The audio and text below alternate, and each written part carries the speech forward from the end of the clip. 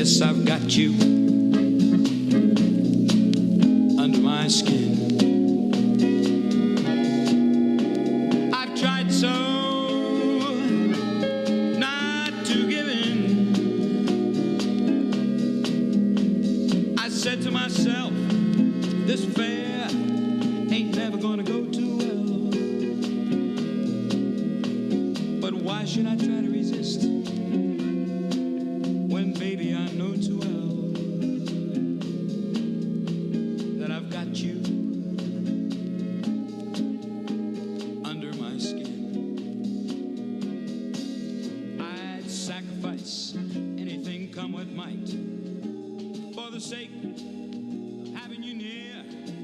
In spite of a warning voice that rings in the nights, repeats and repeats in my Hey, welcome back.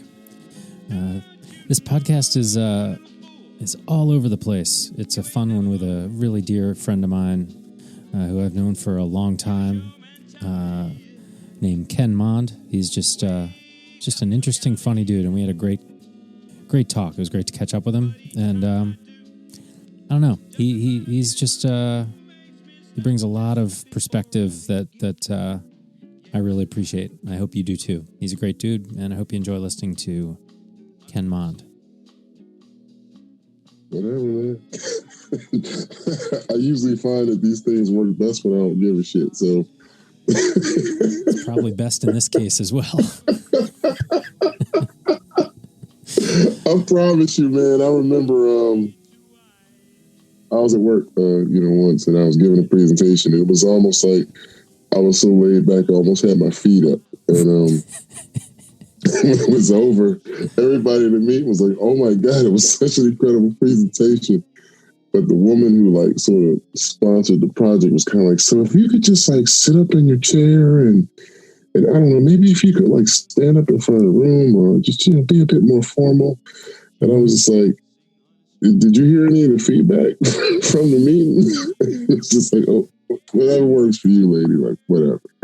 Yeah, man. Crazy times. I promise you, whenever I just kind of go, yeah, whatever. People are like, "Oh, that was wonderful." Whenever I'm actually prepared, it's I'm fidgety, nervous, crazy in my own head. Yeah, whatever. I had this professor. I really think it's hilarious. I had this professor in college. It was a speech class. It was early, my junior, probably my sophomore year of college. It was a 100 level communications class, and giving speeches, and I just never gave a shit. I've been playing in bands since I was 8. I was 19 by that point. I'm like, who's afraid to talk in front of people? But lots of people are afraid to talk in front of people. Right. But I was. That's where I started. Yeah, and I just didn't. It's interesting because it's, and I'll get to a point, but it's just I didn't realize that was an issue, so I didn't take it very seriously as something to worry about, which comes off as extemporaneous. I remember specifically the teacher was like, "Wow, you're so extemporaneous." I'm like, "You mean I don't give a shit about being in front of people?" Yeah. And that I made this up on the spot? Yeah. Doesn't everybody do that? And you just realize it's a huge blind spot of mine, and probably everybody, is you don't really know anybody else's experience at all. No, not at all. Not even, you can't even try to think that you do even a little bit. And if they explain it, right? Even if they explain it, it's still their version or interpretation, or trying to understand what you might understand when you say it. It's we should take some appreciation in the fact that we're all trapped in our own head here. I had this conversation with a new old friend. So I moved to Atlanta in 2013, and I guess I met this dude probably in the first year or two. And so, I've probably known him now for, I don't know, 5 to 6 years or so. And even now, it's having people who've known me for 20 years is a world of difference between a 20-year friendship and a 6-year friendship. And one of the things that I said to him is, he's really perceptive. He's really intuitive. And I would say that he kind of has like a gift in terms of discernment. So he notices things that other people don't notice. Discernment, you said? Yes, discernment. Okay. And so I think that's like some Black spiritual kind of lingo. Well, I thought you said folks use the sermon, and I thought you said the discernment. He had a gift of discernment. And so I was like, oh, all right. And so I told him, I said, I got to tell you, man, making new friends is exhausting. And he was kind of like, well, what do you mean? And I said, well, you don't really know who I am. And I tend to be a pretty objective dude. I said, but the more I try to explain to you who I am, the more desperately I sound like I'm in denial of who I am, because you have your own perception of who I am. And so I can't get it across to you. And, based on how time works, I can't speed up the process. So I was like, It's just frustrating because I know exactly who I am, particularly at this age. Like maybe at 25, I had no clue. But at 49, I'm pretty well aware. And so, like, if I tell you, I don't know, I love the taste of butter pecan ice cream, but I don't like to actually eat the pecans. You're pretty sure that that's exactly what it is. Yeah. What's that name? You're pretty sure that at this point. I love the flavor. Yeah. I love the flavor, but I just spit them out. Like nasty. I'm good. So based on that, I won't even bother eating it, right? But like when you tell somebody that, they're like, so you don't like the ice cream? No, I told you, I love the flavor of the ice cream. Yeah. I just don't want to like chew up and swallow the nuts. That just destroys the whole. And you can make it just about anything, like walnuts. I'm good, right? Like I'm good. But if you make it like a brittle of some sort, I will destroy it. If you make it like a Heath bar, not Heath bar with chocolate, just a Heath, I'll destroy it. But I don't want the pecans. It's like I'm not interested. If it was Snickers, I eat the peanuts, but like cashews, not so much. I think on the ice cream with the pecans in there, I think you're onto something. I don't think you're alone. But still, that is that's a good metaphor for like. It's like, yeah. And the person will be like, so you just don't like butter pecan. That's not what I said. What I said was, I don't want to eat the nuts. And I didn't want to say that because I didn't want it to sound like odd and homophobic. But I don't want to eat the nuts. Yeah. Right? And so, this shit is funny, man. I'll even suck on the nuts to get the flavor off, but I don't want to eat them.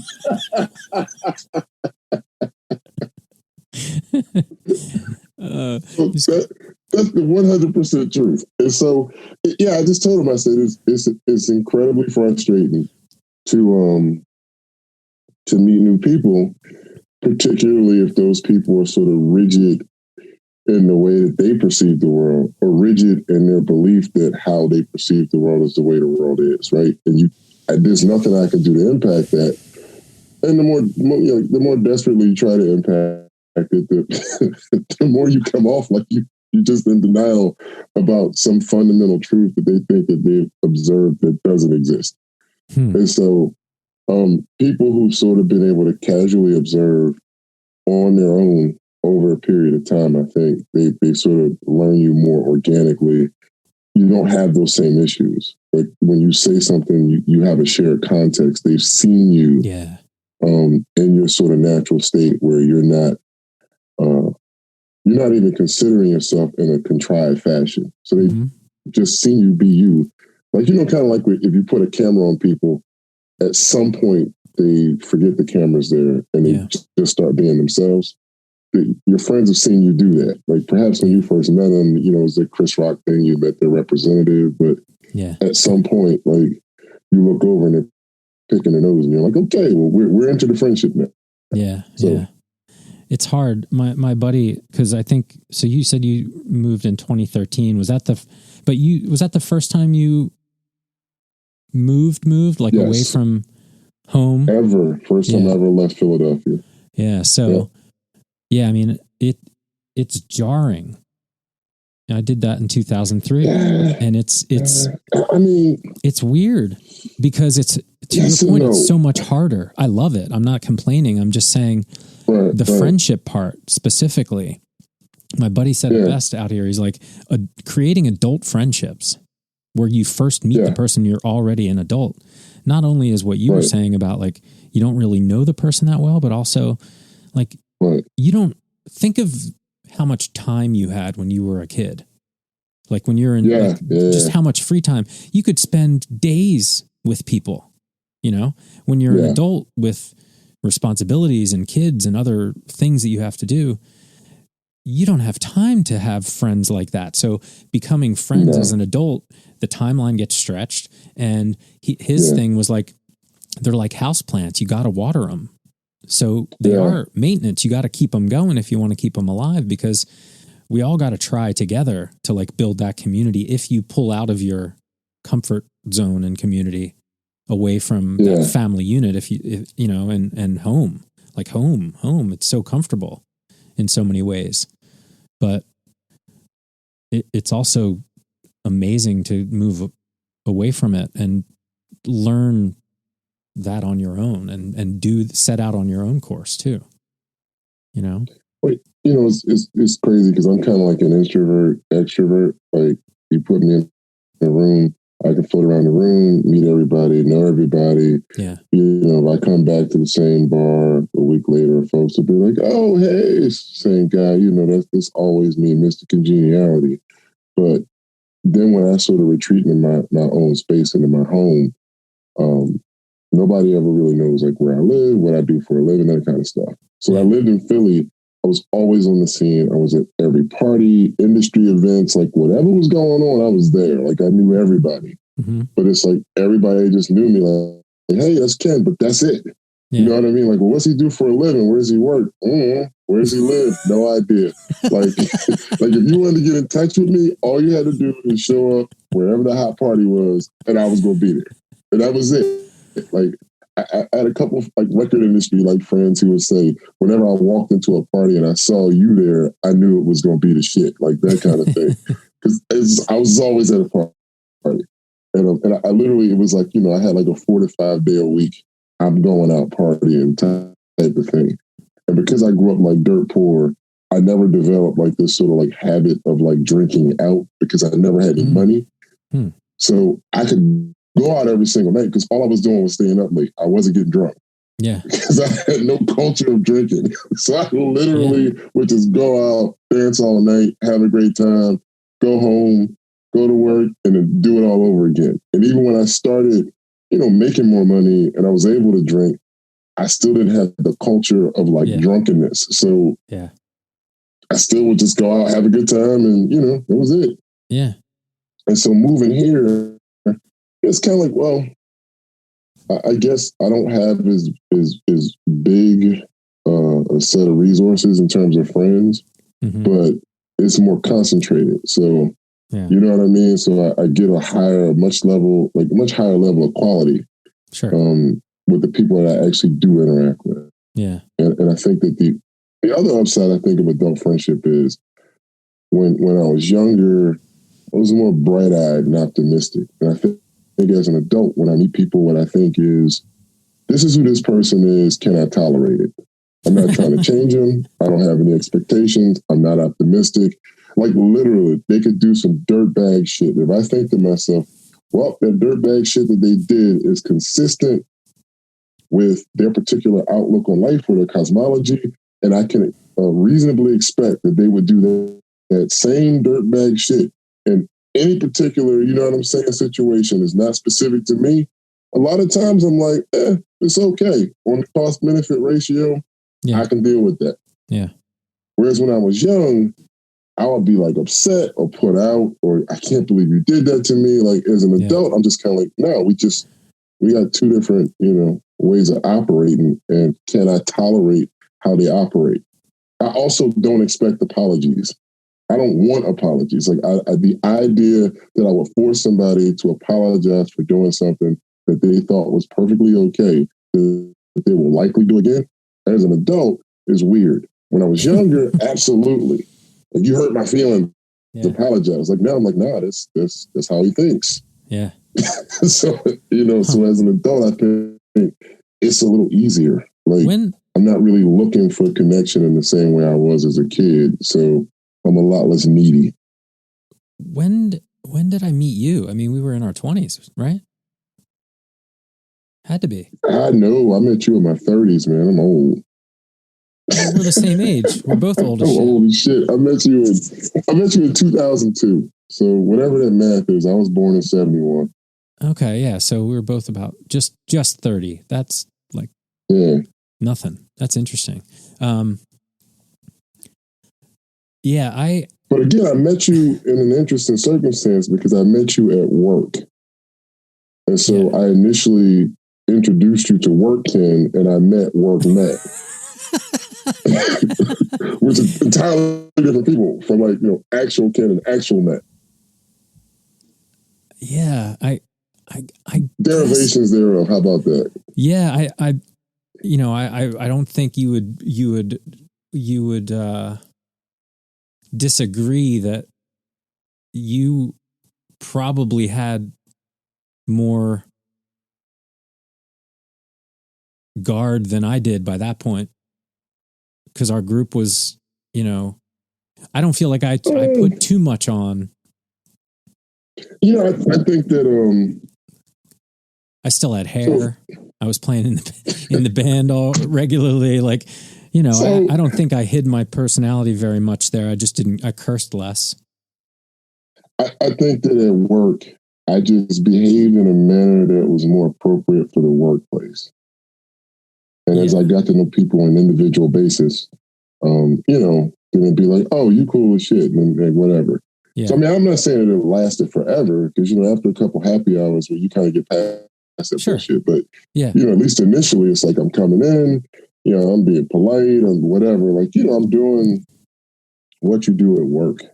Yeah. And I don't necessarily know that, like I said, it didn't last indefinitely or anything. But I think the other thing that was helpful was I worked in my previous job and I didn't have a degree.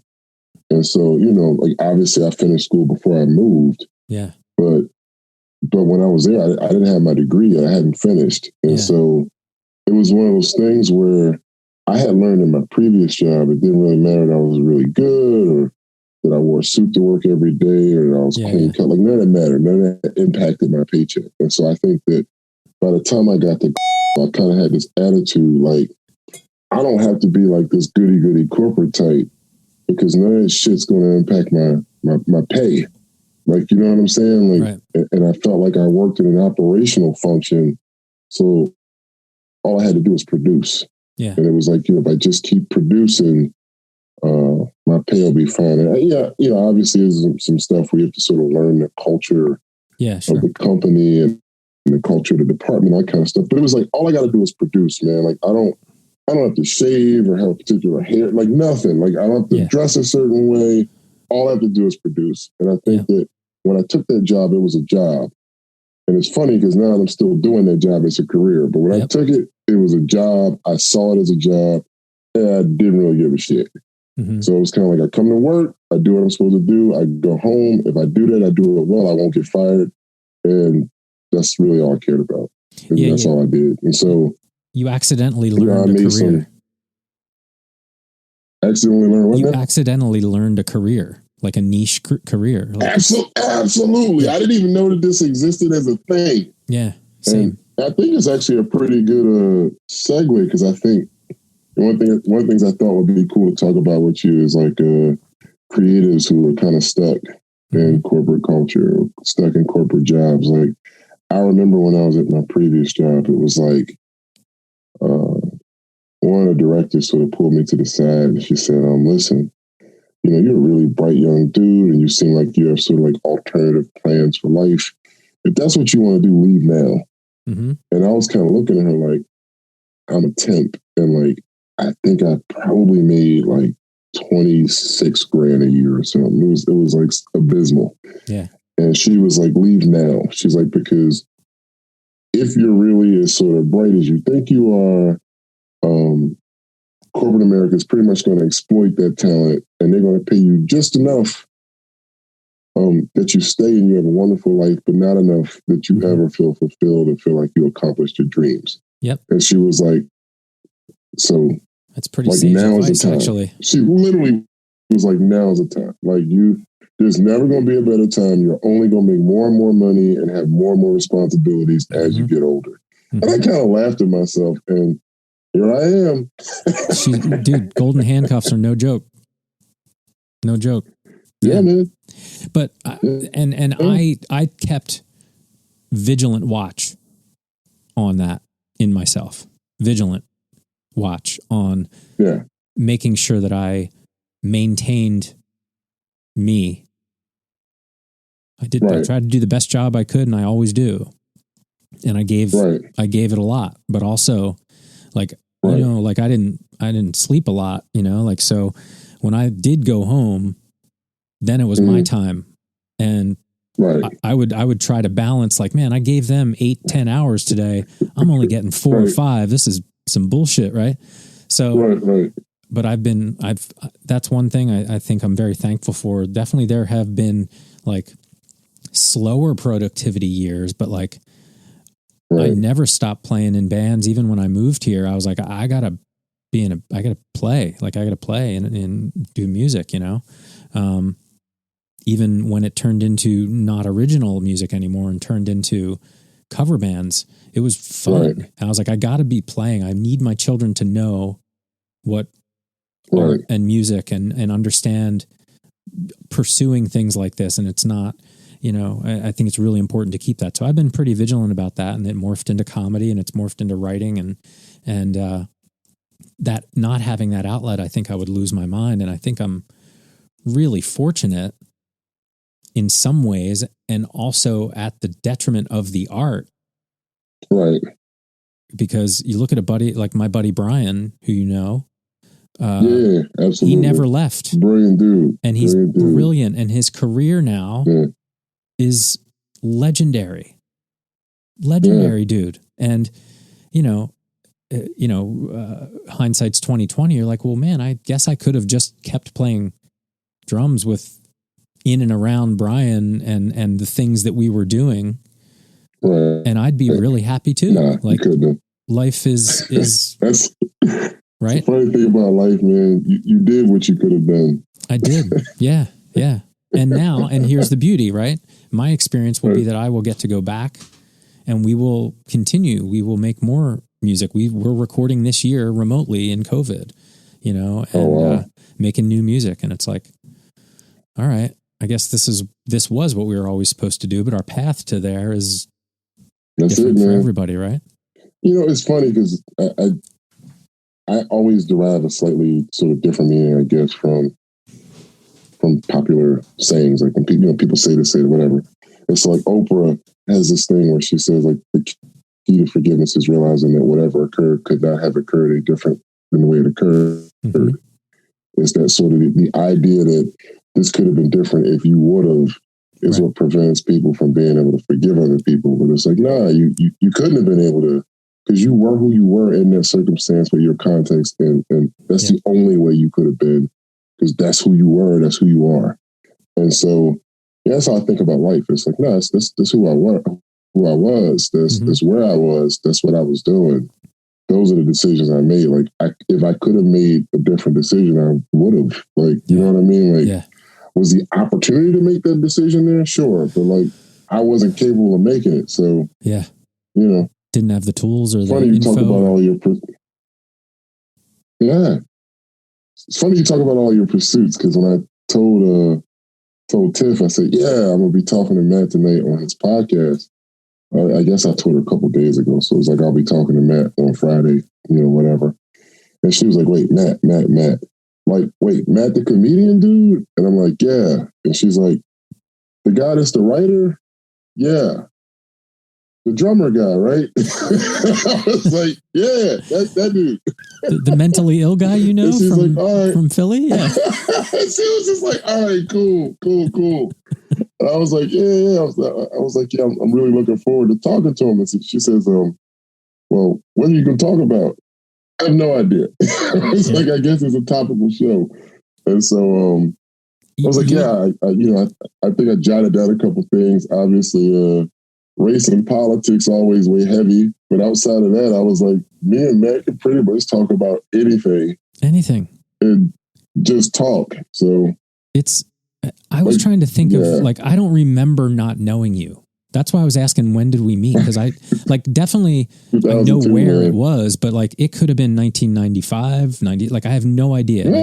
Like, I don't remember, like, I don't know. It's weird.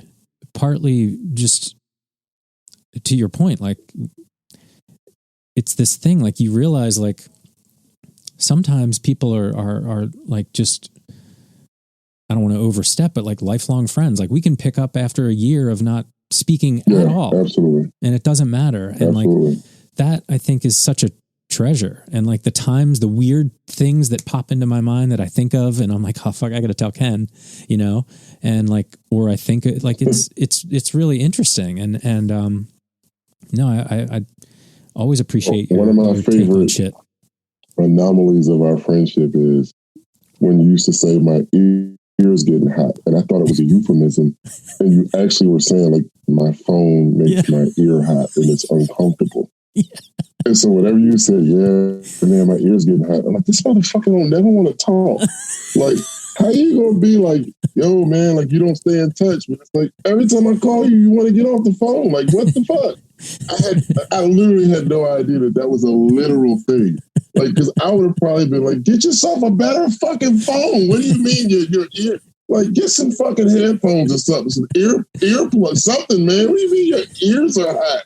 Like, like when I tell you, for like a decade, like a smooth ass decade, I literally thought that was a euphemism. It was more than a decade because I didn't find out that was like an actual true thing. I don't think until the George Floyd protest when we talked on the phone about it. Get out of here. And so that was me living here in Atlanta when I found out. I met you in 2002. Damn, that's so funny. Yeah, well, so I thought it was like just a cool ass euphemism that you use to let me know you're ready to get off the phone. You'd be like, yo, my ears getting hot. And I'd be like, all right, man, good talking to you. And we would get off the phone, and I'd be like, shit, like, what do you say to somebody when they say their ears getting hot? This is the funniest shit ever. Oh, man. It probably ended up turning into a euphemism because, like, the phone technology, literally the first phone, whatever, because we would talk for a long time. So it'd be like an hour or so. And I'd be like, man, my ear's getting hot. This is probably like the next sentence would be the brain tumor is probably forming. Like I got to turn this fucking thing off. Right. But it was literally hot. And then, you know, technology changed. You get a speakerphone. 2-3 hours in, I'd be like, all right, man, my ear's getting hot. It's like his ear is hot. What the fuck? Like my ear's never hot. I don't even know what that. I was like, oh, okay, all right, man. Like, you know, just to do like my ears getting hot. Okay, like, I try to respect people's space, man. I'm telling you, like, like you know, I'm like a weird amalgam of attributes, and I think a lot of that has to do with like the way I grew up. It was not like in any way. It was not a traditional sort of upbringing, and so I think that I sort of searched out what I thought was the range of normalcy in my adulthood. I think I picked up attributes that I sort of idolized or things that I thought other people would like. You know what I mean? Yeah. And so I'm just like a weird amalgam of attributes, and respecting people's privacy is a really big deal to me. So like if you took a shoebox and you put like, I don't know, like the Hope Diamond in that shoebox and you set it on my coffee table and said, don't ever open that box. The Hope Diamond would sit in that shoebox and I would never see it. I would have no idea what was in there. Yeah. Like simply because you said, don't open that box. Even if you didn't live in the house with me, like if you left a box in my house and you didn't live here, I'd never open it. Yeah. And so, you know, when you would say, my ears getting hot, it'd be like, all right, time to go.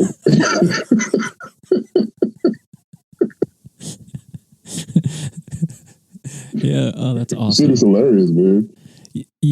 I told you this before, but I'll I'll tell you this again. I'll try and keep it a little brief.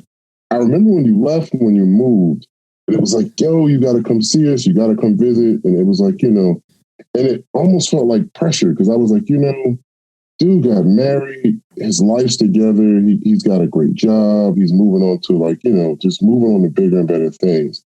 And I was like, I got to get my shit together. Like that, like literally, I was like, my money's not right. My credit's fucked up. Like I haven't graduated from school. I was like, no, I got like catching up to do. And so you'd be like, yo, you got to come. And I told you that like on more than one occasion. Are you guys? It's cool. It's cool. And I'm like, nah. And then like, Beth would always be sure to let me know under every circumstance. Yeah, Maddie misses you. Fuck, man. And I'd be like, listen, like, it's not my fault. I have my shit together. Yeah. And I literally was like, when I started dating Tiff for the podcast, that's my wife. She's like super successful, right? Yeah. And I'm like, I don't know, entry level successful. Yeah. But none of my stuff was right. She used to go out to restaurants with her girlfriends and her coworkers, and she used to go on vacations with her girlfriends. And you probably didn't even know that, so that's some more context. Yeah. So it wasn't just that I didn't come visit you. I was like, the first actual, real sort of like legit trip I ever took with Tiffany was our honeymoon, and we dated for 4 years. Yeah. Because I was like, I have to get my money together. Like, I cannot be spending money on, sort of like where disposable income is supposed to be spent if I'm like crushed in debt and not financially sound. Yeah. So, yeah, my first it was a big trip. It was great. We went to Greece and Turkey and had a ball. Oh, that's awesome. Before that, I dated a woman for 4 years and married her, and we never left the country to go to a beach ever. Like, I don't know if we went to a beach in the country. Like maybe we went down, down on like the Jersey Shore or something, but like we never went any place nice. Yeah. Yeah. And the whole time we did it, like nowhere in Florida, no Hilton Head, none of that shit. You're a blast. So, it wasn't just you, man. What'd you say? I said, you're a blast. What's that? You're a blast. Oh, listen, man. Let me tell you something. I tell people that comfort and change are generally mutually exclusive. And if you're trying to make serious change and serious growth, it's going to be fucking uncomfortable. Yeah. Like if you want to have comfort, you're not really going to have a whole lot of growth and change. Like it's just the way it is. So, I knew the hole I dug myself into, and I dug myself out. And so now, shit, man, we've been to the Bahamas, St. Thomas, you name it, like several cruises. We've been to Europe. No Los Angeles. No Los Angeles. What happened? No Los Angeles. I actually have not been to Los Angeles the entire time I've been married. She went once for her like cousin's like wedding, and I was like, I don't know them motherfuckers like that. Like I'm not going. Like no, I'm just talking shit. I don't remember exactly why I didn't go. But I think her cousin is actually really cool dude. I doubt I'll ever hear this podcast, but like really cool dude. Yeah. And he got married in LA, and I can't remember. I actually can't even remember if we were married yet when he got married. I think we were, but I didn't end up going. So no, I haven't been to LA. Man. Well, I wouldn't suggest it right now. I don't think I've been there since my 20s. I wouldn't suggest it right now. Wait this pandemic shit out a little bit. Well, I mean, it's no better here. Like we literally have like worse numbers in like third world countries. Like in the county that I live in, I think if they said that if they extrapolated our data and compared it like our county versus a country on a percentage basis, we'd be like in the top 10 or something in the world. Get out of here. Like it's horrible. Yeah, it's bad. A lot of non-believers out there. What happened there? A lot of non-believers out there. Well, it's Georgia. So hey man, Georgia just saved our democracy, I think. Leadership matters, man. Proximity matters. I think that when COVID broke, nobody knew what it was. I think that they didn't manage the messaging well. I think that the thing about science is that unlike religion or other sort of, I guess, what people would think of as belief systems. Science evolves, it changes. And so when you come across like a new organism, the notion that like I'm going to be able to give you a descriptive and a prescriptive related to that organism up front, and that that's not going to change is absurd. Yep. You know what I'm saying? Like, so what I see in the beat is kind of, hey, well, maybe you want to not do this and not do that. Like, I'm just giving you general precautions that relate to all organisms of that type, but not that specific organism. And so, when this first broke, and they were like, you don't need to wear, say, like a mask or whatever, right? I said to Tiffany, I said, yeah, that's actually not true. I was like, they're saying that because they don't want to run out of supply. It's a logistics issue. Yep. It's not health. It's not science. And I was like, and because they don't want the actual, healthcare workers and first line workers to run out of protective equipment, they're telling the general public that we don't need protective equipment. Mm-hmm. But by doing that, you now sort of set like a line, and then when you change it up, you can't change it up because you already told the public that you don't need it. Yep. And now they're saying you need it, and you're like, well, and so anybody who doesn't believe is no longer going to trust you as an authority. And so it was botched from day one. From day one. And so, you just kind of say, the problem with that is government entities have multiple stakeholders that they have to satisfy. And in my house, like I got 3 stakeholders I have to satisfy. It's like my wife and my 2 kids. And issues of safety, that is exactly how I think about it. Mm-hmm. Like, I don't have 4, like, I don't count. Like, you know what I mean? And I don't know how many dudes are out there listening, but if 2 or 3. If your wife goes to the supermarket at 12 noon and she gets robbed, your in-laws are going to be like, where were you? 12 noon, broad daylight. If I go to the supermarket and I get robbed, it's just a fucking tragedy. Nobody's asking where my wife was. So it's security is my job. Like that is my job. It is 100% my responsibility. And so, when I thought about COVID, I didn't think about it from the point of view of what's being told to me. I thought about it from the point of view of what makes sense. And so, something as simple as they don't call the virus airborne because airborne in epidemiology circles has a very specific meaning, right? Yep. So even though it's transferred via airborne droplets, it is not airborne by epidemiology standards. Mm-hmm. So measles is airborne by epidemiology standards. You're in a room, you got measles, you walk out, I walk in, I got measles. That's it. Yep. Like there's no 5 minute, 10 minute, 20 minute. No, I just got measles, period. Yep. And so because it doesn't satisfy that requirement, they say it's not airborne. So then people say, so you told me at the beginning I don't have to wear a mask. Now you're telling me it's not airborne. Why the fuck do I need to wear a mask? Mm-hmm. And so just on some basic shit, like not even making it political, not making it conservative or liberal, like just the messaging was botched in the same way that a business analyst is usually required to sort of transfer the information from the users of a system to the designers or the programmers of said system. Yeah. You need somebody to be able to bridge that gap in terms of language. And we just, it doesn't seem like we had that. Like we didn't even given try. The political divide, given the political divide, you weren't going to be able.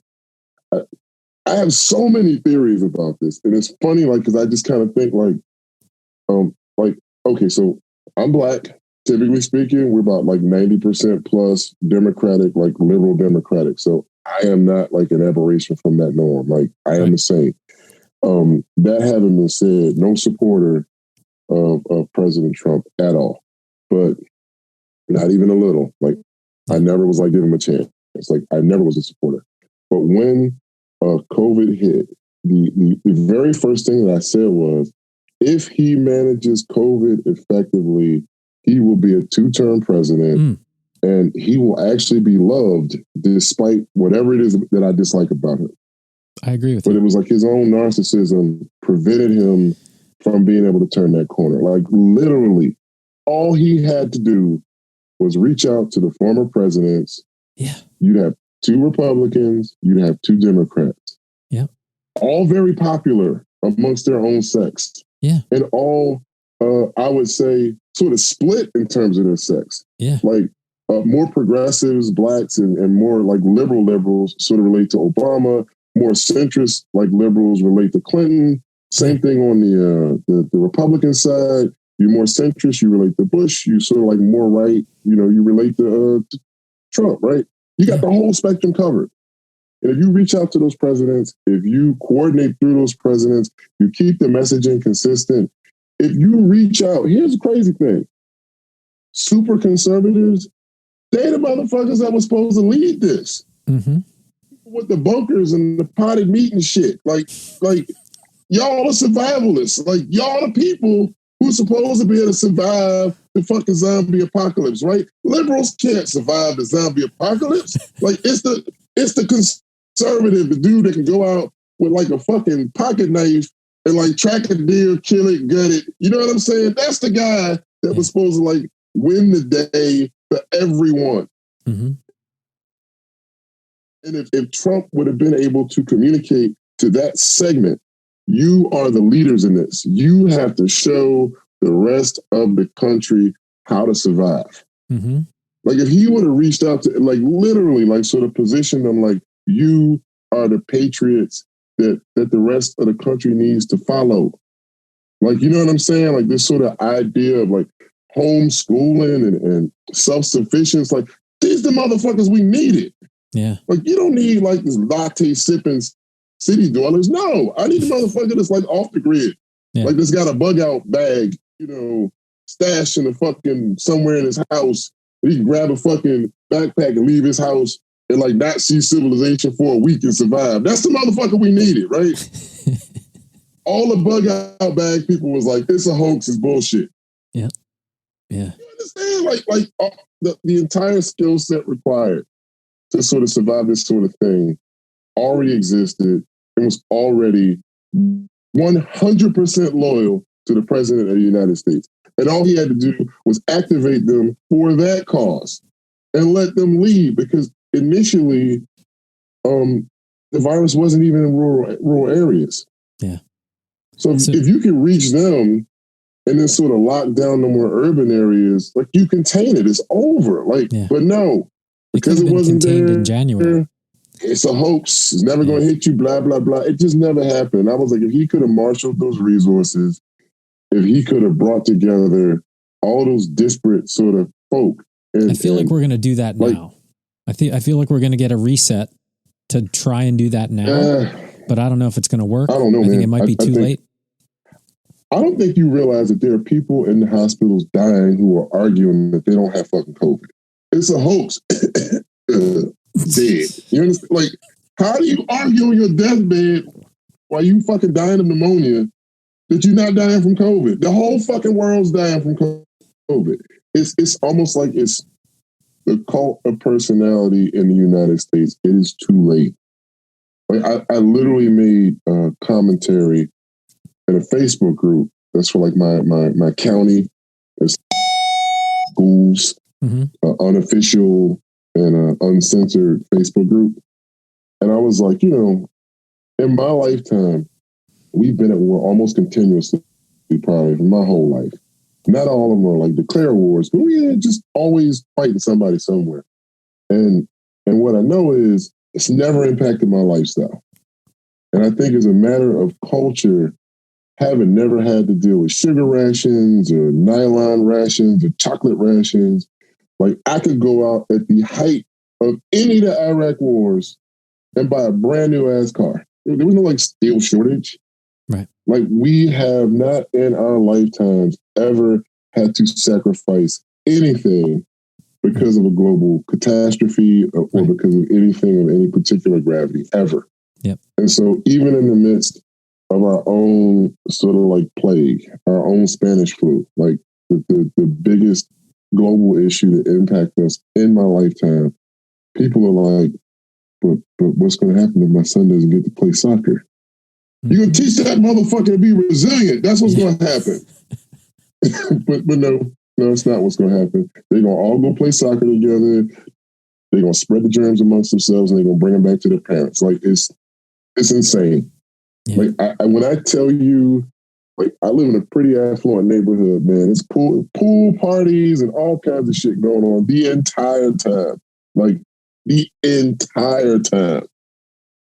I had a neighbor across the street who was clowning me. Come on, Ken, it ain't that deep. His whole fucking family caught COVID. Now, they doing great. But I saw him today. I was walking down the street and I was like, how does shit feel?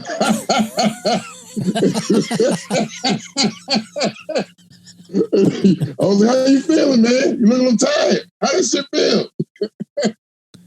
He just kind of looked at me like, yeah. Oh, you ain't got no jokes today, huh? No jokes? Nothing? I was like, nah, no jokes, man. You recovering, though? You all right? Your family's good? Yeah, we good. He started walking a little closer. Get the fuck away from me, Ebola, man. Don't come over here. I literally was talking cash shit. Because back when we were all healthy, he thought this shit was funny. He thought it was hilarious. I was like, all like intermingled and standing so close to each other and spitting on each other while you talking and shit. Like, back up. Yeah. Come on, Ken, you always too careful. You know, that kind of thing. Yeah. I was like, all right. I ain't got it. Nobody in my family got it. We good. Luckily, you're also right across the street from me, man. You're above most people's spit line. Also, the droplets fall down. Right. You're up above them all. Dude, I wish that he could like hear this fucking. I wish he could call into the podcast because he'd be like, "Yeah, he said that shit to me." Like, I looked him right in the face. I was like, "Oh, you walking slow." Now, I wouldn't be cracking these jokes. It was tragedy occurring in his house, but I knew everybody had recovered already. Yeah, but even after you recover, man, it's like coming out of you slow. Yeah. He was outside. He had on like a winter coat that was a little too heavy for the weather. He had on like pajama type bottoms and shit. He was like walking slow and shit. I was looking at him like he was walking like he was like 65, 70. And he got to be like in his early 40s or something. I was like, damn. So, you got jokes. What'd you say? I played a long game. You got jokes. Oh, my God. Oh, dude. It's nice to be able to like make light, but we've had so many sort of close calls from people around us who don't take it as seriously as we do. It's tough, dude. Like, we literally like. I had really two simple. tonight. Like, don't be indoors with people you don't live with. Like, I don't know. I can't stress that enough. Like, I mean, if you got to work, you got to work, right? But like, you shouldn't be visiting with people or indoors with people you don't live with. It's not complicated. And if you gotta be indoors, wear a fucking mask. Like, it's just like, it's so.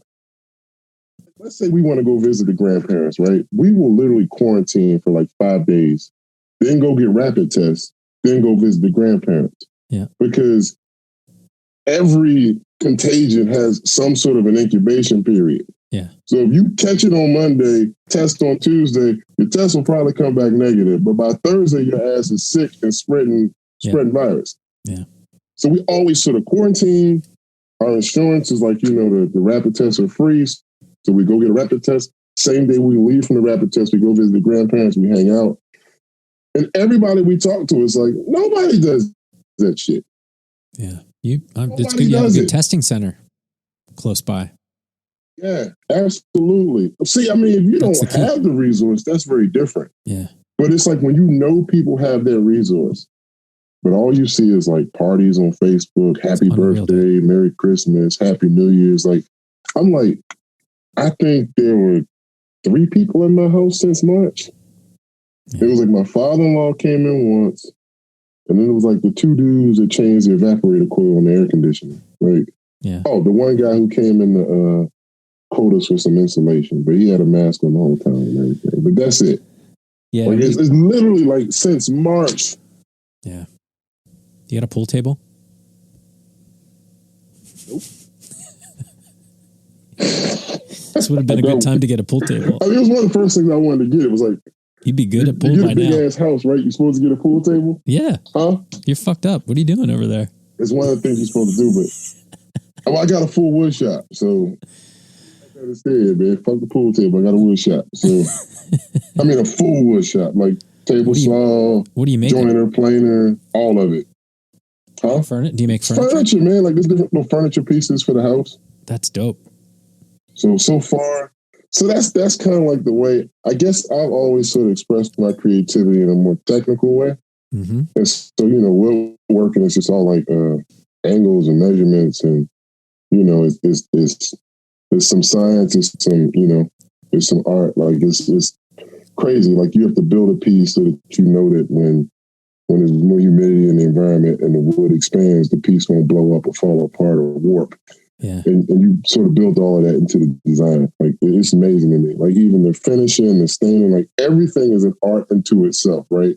Like how do you stain the wood without it coming out blotchy? That's a whole nother thing from designing it, cutting it, putting it together, whatever. So yeah, I enjoy it.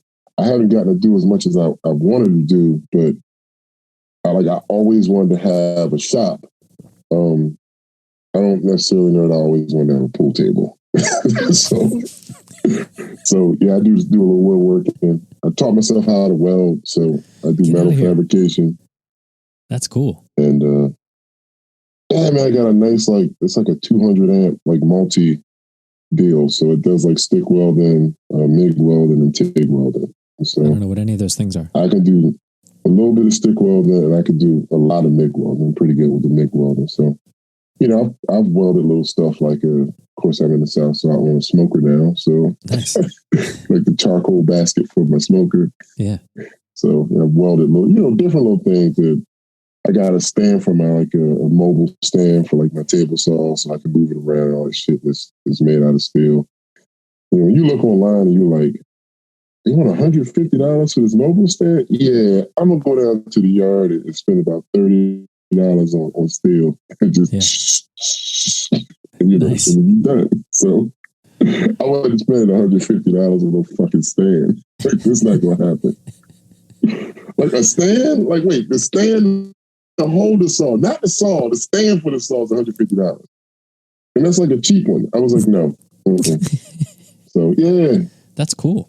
Yeah, so I just all the stuff, the welding was cool. I do a little video production now. Got myself a Sony A7 III. Oh yeah, what are you making? And a Ronin S, a gimbal.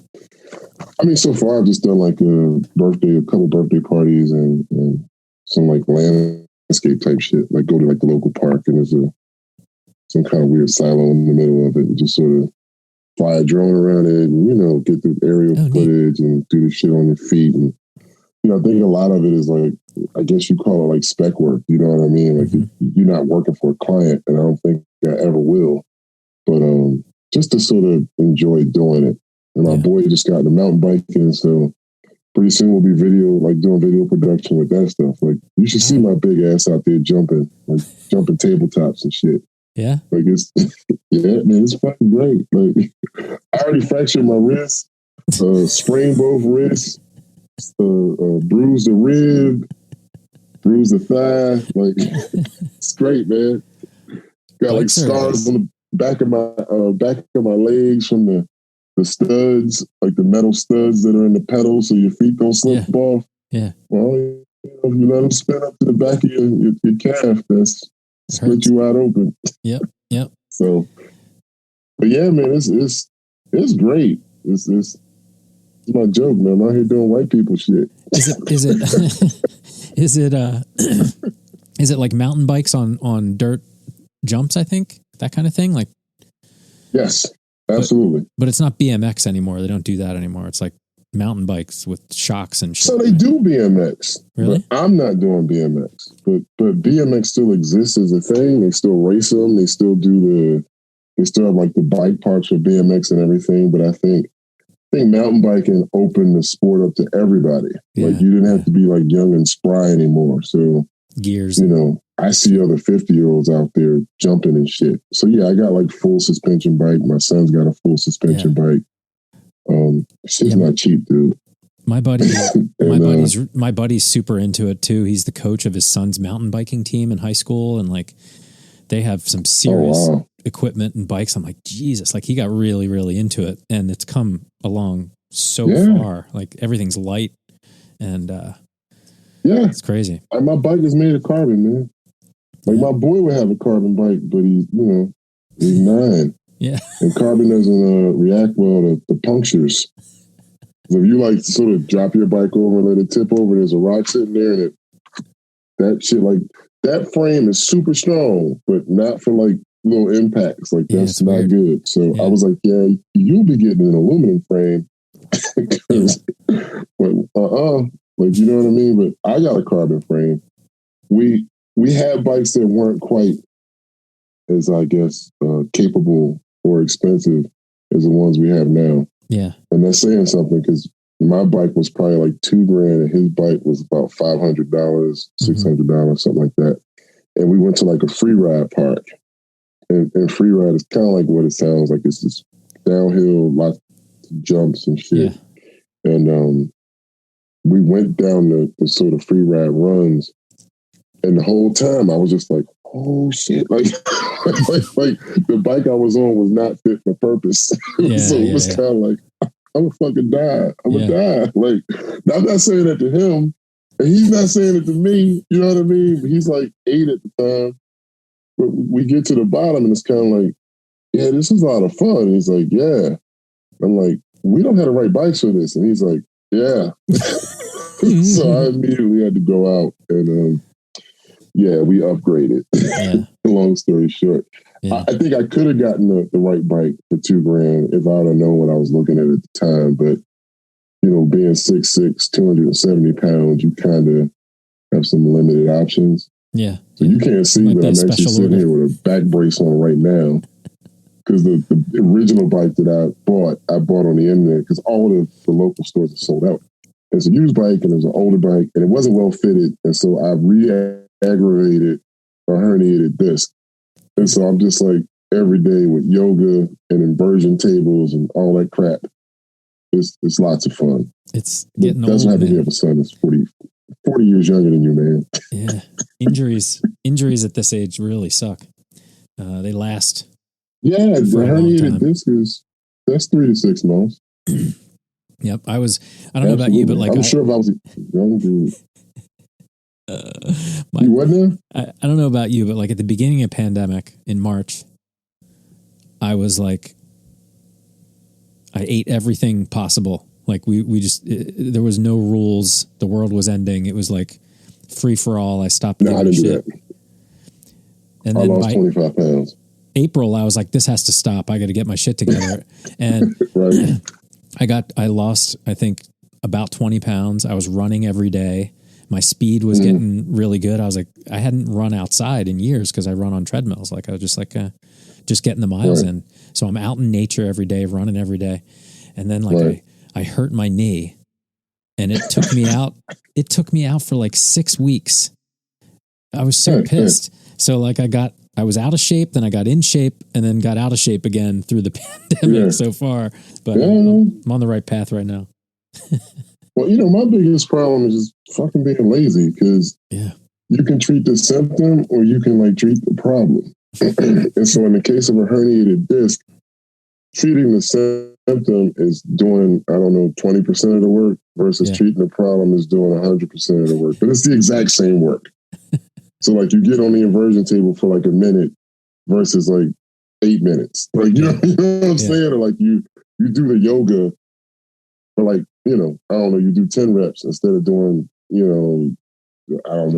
20 reps. Like, you're doing your little baby cobra and you push up shit. And instead of like holding it for 15 seconds, you're like, oh, that's one. And it's like, well, that doesn't really help unless you hold it for like a full 15 to 30 seconds. And you need to do 10 of them. You need to do that like 4 to 6 times a day.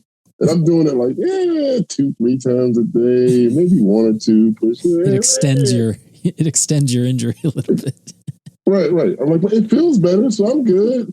But it's like, I could probably be healed up by now if I'd have just done this shit consistently for like the last, 4 weeks. Ain't that everything? Consistency and discipline. It's hard. I found that I lost some, is what I'm saying, in the pandemic. I've gone in waves of discipline, which is weird. And honestly, these last 2 days haven't helped. You gotta give yourself a break, man. Like the way the brain deals with trauma, you know what I'm saying? Like, and I don't think that you might not even realize you're traumatized. Like, I remember telling Tiff, I was like, look, you know how they talk about like functional alcoholics? I was like, I'm functionally depressed, and I've been functionally depressed probably since March. Yeah. So I'm like, I go with the flow. I do what needs to be done. I tick all the boxes, but I was like, I'm literally just like in the zone, going with the current. Like, so any of the sort of extra stuff that I had planned to do or thought about doing, none of that shit got done. Yeah. Like, and like even now, I got projects, like all of a sudden I've got really excited again about like projects around the house and all that kind of stuff. But, even at the beginning of the pandemic, like, having like my wife who was more of a clinician, and I'm like, I don't want to hear about your fucking probabilities and shit. Like, you know what I mean? Like, what's the likelihood that you'll die if you actually catch it? Like, I don't fucking want to hear that shit. I don't want to catch it. Like, I'm the one with hypertension that's old and out of shape. Like, get the fuck out of here. Like, she's 8 years younger. She's like spry and shit. You know what I mean? Like you fucking 41 looking like G.I. Jane. Like, you know what I mean? She's in the best shape of her life. Literally. She bought herself a Peloton. She's on that motherfucker every day. She's like lifting like she bought the Bowflex like multi-weight shits where you flick, and you turn from 15 pounds to 20 to 30. She's in there doing all this shit. It's like, I joke with her. I'd be like, so is this like workout like 2A? Like literally, she works out like 2 and 3 times a day. So she'd be like upstairs and she's like, I'm going to work out. You're like, oh, okay, cool. And then like later on, she's like, I'm working out. You're like, didn't you work out earlier? And she's like, well, no, I was lifting like weights earlier. Like, I'm riding a bike now. You're like, oh, okay, all right, cool. Then later on, it's like, wait, you going to work out again? Yeah, I thought I'd do a yoga session. Like, her shit is like golden. Meanwhile, like my old fat ass, I'm like, listen, if I catch that shit, I can't promise you nothing. Like, you know what I'm saying? So I'm literally like, yo, but hold on. All that equipment's in your house right now, readily accessible to you, yeah? What's your point? You're acting like she's beyond some barrier where you're like, I can't get over there to do those things. Well, I mean, I like went over there and I like set up her Peloton for me, and I put like blue like painter's tape so that I can remember where to set everything back up when I'm done. Right. And just that one barrier, like it felt like I was using her toothbrush or something. Like that's her personal. Peloton. I didn't think of it as personalized, but you're right. You're absolutely right. You're sweating all over that shit. It should be personalized. Yeah. And it's like, I mean, I know that's some first world shit. Like that's like a $2,000 bike or something. Like, so that's really first world to be like, I need my own Peloton. But I just like, when you adjust it, I feel like it is sturdy enough to use. I don't feel like it's sturdy enough for me to readjust everything that's adjustable every day. I'm with you 100%. You're absolutely right. It becomes like I'm not saying go get your own Peloton. I'm saying I understand why you're not using it. Right, yeah. The weights, I'm not with you. You can use this click. No, I definitely can use the weights. But I joke with her that it is like an analog, it's very analogous to like our personalities. Like I'll get on the mountain bike, go out in the fucking woods. I'm out in nature. Yeah. I'm talking to people. And because you like a black dude on like a nice mountain bike out in the woods, everybody that sees you is like, yo, that's an incredible bike. It's like, yeah, it's a reflection of my budget, not my skill. Like, you know what I'm saying? But when they see it, they're just like, yo, so what's up, man? And you end up having all these conversations. Meanwhile, like my wife's in the house, staring at the fucking screen and shit, like high five, pressing the fucking button to high five people. Like, it's hilarious to me, but like that's her personality. Like she does not want to interact with people. She don't want to talk to people. She don't want to be around people. Yeah. She wants somebody to tell her what to do. She wants to do it, and then it'd be over. Yeah. And I'm the exact opposite. Like, I don't want nobody telling me what the fuck to do. I want to be out in nature. I want it to be more organic. I want to breathe the air. Like, I don't want to fucking be riding a bike and it smells like my house. Like, like, you know what I'm saying? Like, what the fuck is that? I want to actually, like, okay, it smells like nature. You don't have winter, really. You don't have a harsh winter. You could ride all year, yeah. I'm still probably riding like twice a week. But nice. I gotta like step it up. But like, trust me, when you're riding with like sciatica going down your left leg, it's a different experience. Yeah, that ain't fun. But I do it anyway. And so, you know, I go out, you know, with Spencer and we have a good time. Like 2 weeks ago, we were just in like Alabama at like some really cool state park where they had all kinds of jump lines. And I mean, we mostly rode around the jumps because this place was like way too like sort of, it was a bit above our pay grade. Yeah, yeah. You know, like we rolled some of the jumps. As long as the jumps don't have a gap in between, you know, you could just roll over them. Yeah. And so like they typically call those tabletops. So I'll roll tabletops. I'll even jump the tabletops. But like gap jumps, I don't do gap jumps because if you land wrong, it's not good. Mm-hmm. That's like, you know, ramp landing. Yeah, yeah. Gap in the middle. That's a no. I haven't jumped on a bike since you like put it on the curb, like a piece of plywood on the curb.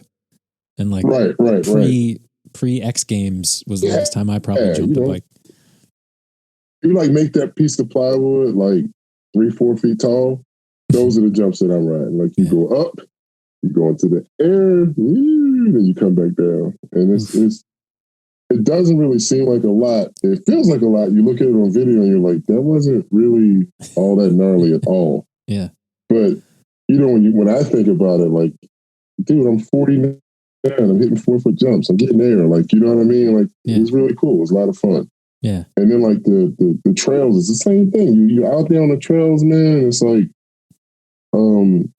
you just feel like you're out in nature. And I know that it's almost as contrived as the Peloton. It's like somebody came out here, they cleared the path, you ride the path, they clear. Like, it's not natural, but you are in nature. So, you know, you get to the top of the sort of hill, you can see the lake. You know what I mean? Like it's a soothing experience. Like I like that a lot better than the Peloton for sure.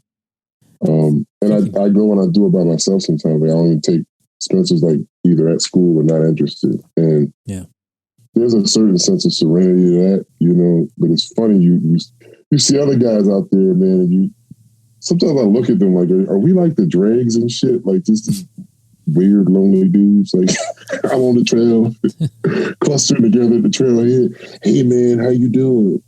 Yeah. How long you been riding? It's socializing. It's shared interest. Yeah. I think that's what we're meant to do. We're meant to find our things that we like and I enjoy it. It's a lot of fun. It's a lot of fun. But you know, it's funny, like you said. As you get older, you don't have a lot of time. It's balance and stuff. So I had a lot of dreams and stuff that I wanted to do. I wanted to learn how to do. When you grow up poor, man, the whole world looks like this idealized, perfect place where you can't have any. So, like, when you finally sort of make it, it's like, oh, I'm going to do this. Oh, I'm going to do this. Ooh, it started pretty early. Like, I remember telling Tiff I always wanted to play guitar when I was a teenager. And so she bought me a guitar, like my first birthday we were together. So that was probably when I was like 34, 35. So I spent the next 2 years learning how to play guitar. And I really did learn how to play guitar, like all kinds of Coldplay songs and, you know, all that stuff that people like to play on guitar. Like every single horrible poppy rock song you ever heard was the one that I learned to play on guitar. And that was really cool. And then I like learned like the blues skill and the pentatonic skill. And I used to like kind of solo over shit. And that was fun. And I'm not saying I'm really good at it, but I could play the scale, you know what I mean? And hammer on, hammer off, all that kind of shit. That was fun. Then I started playing harmonica, which it was almost like you could advance so fucking fast, man. Like you could sound so great on harmonica and know so little. Huh. And so I did that for a while. That was fun. And now I got like 4 or 5 like guitars just sort of sitting in my office that I never play, like because I sort of moved on. So, you know, and now it's like cooking and baking with the kids. Like, you know, I'm literally making pancakes and baking and shit. Like, you know what I mean, on the weekends, and the wood shop, the maintenance, renovations. You know, I just told you I got stripes on my lawn. So there's the lawn, the fishing boat, like the mountain bike. Like, dude, it's like hobby after hobby after hobby. So I'm always, you know, involved with something. Isn't that funny? And I think COVID gave me an opportunity. Yeah, the camera equipment, the drones, all that shit, man. I think that COVID gave me an opportunity to sort of sit back and realize, like, I don't fucking like people. Like, I like the things that I do. I like my wife. I like my kids. But just people in general, man, fuck them. I don't like people. Like, I find people exhausted. Yeah. And I never even realized that until I got to separate from them. And then, like, you know, you find yourself around them again. Like, the initial thought is kind of like, okay, I don't want to be too close to you because it's like this contagious thing going around, yada, yada, whatever. But I realized that it's not even a contagion. It's like the fucking small talk. I don't want to talk to you. Like, it's not interested. Like, yeah. It has created a very stark, tolerable mindset. Yeah. And you're spending so much time alone in your own head with your own little pocket. I feel like maybe people's tolerance for bullshit is down. Like, you're not talking to people in stores. You're not shooting the shit, walking around. Like, it is harrowing sometimes to be in a store. Like, you got people that don't realize that covering your nose is important, that you actually air comes in and out there too. Like, it's like, dude, what the fuck? And you also don't want to you don't know what people are capable of. Everybody's on razor's edge. So you don't want to be like, hey man, cover your nose, because they might fucking snap. So it's like, let me just get the fuck away and get on my way. Like, I give you another one of these shared responsibility fucking hoo-has. So because I do woodworking, I have 1, 2, 3, 4. I probably have 6 different variants, 5 different variants on a P100 or better filter. A P100 is above N95. Like, it's much better, right? Excuse me. So, and then all kinds of stuff for like fumes and shit. So I got like the whole face mask shit with the 2 cans on the side. Yep. Because, you know, spraying lacquer or spraying polyurethane on furniture. Yep. You don't want to breathe the vapors, right? So obviously I can go wherever the fuck I want to. I can wear that shit and I don't have to worry about breathing anything because it's going to filter out just about everything. Yeah. But I don't use it. Why don't I use it? Because my breath exhaust is not filtered. Everything that's filtered is what's going in.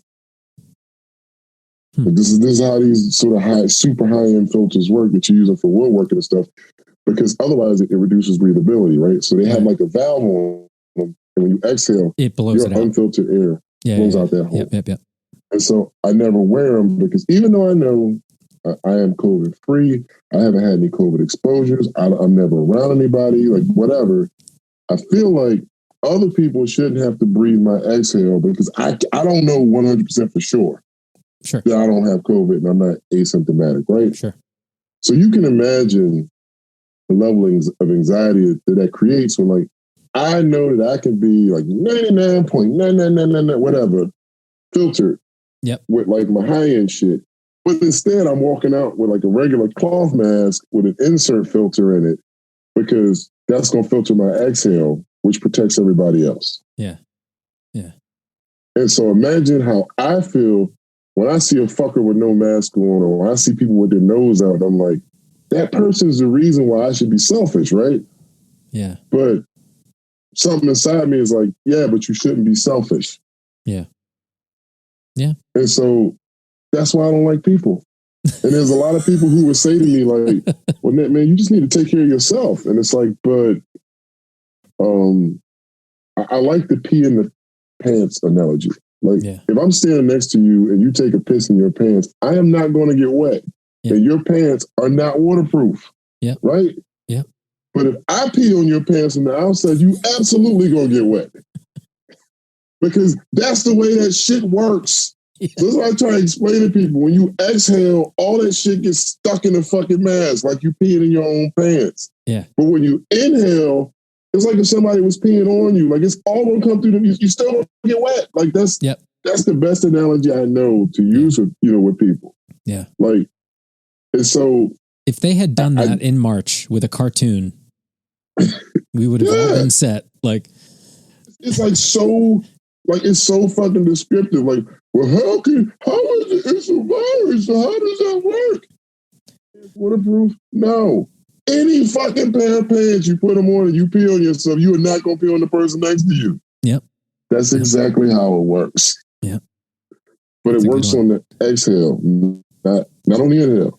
Yeah. And so, it's kind of aggravating when you know unequivocally. It's aggravating as shit, man. Like, when you like looking at them. And some people just walk around, man, and they have that look, especially in Georgia. They're looking at you like it is a political statement. Like, I'm not afraid. And the thing is, you also don't know. Like, so what if somebody's walking around? It's like they already had it, and now they have antibodies, and they're not spreading it, and they're not reinfected, and they're like, I don't have to wear a mask. And so they're not doing it in good faith to make you feel better. They're literally like, I don't have to wear a mask, and I'm not hurting anybody.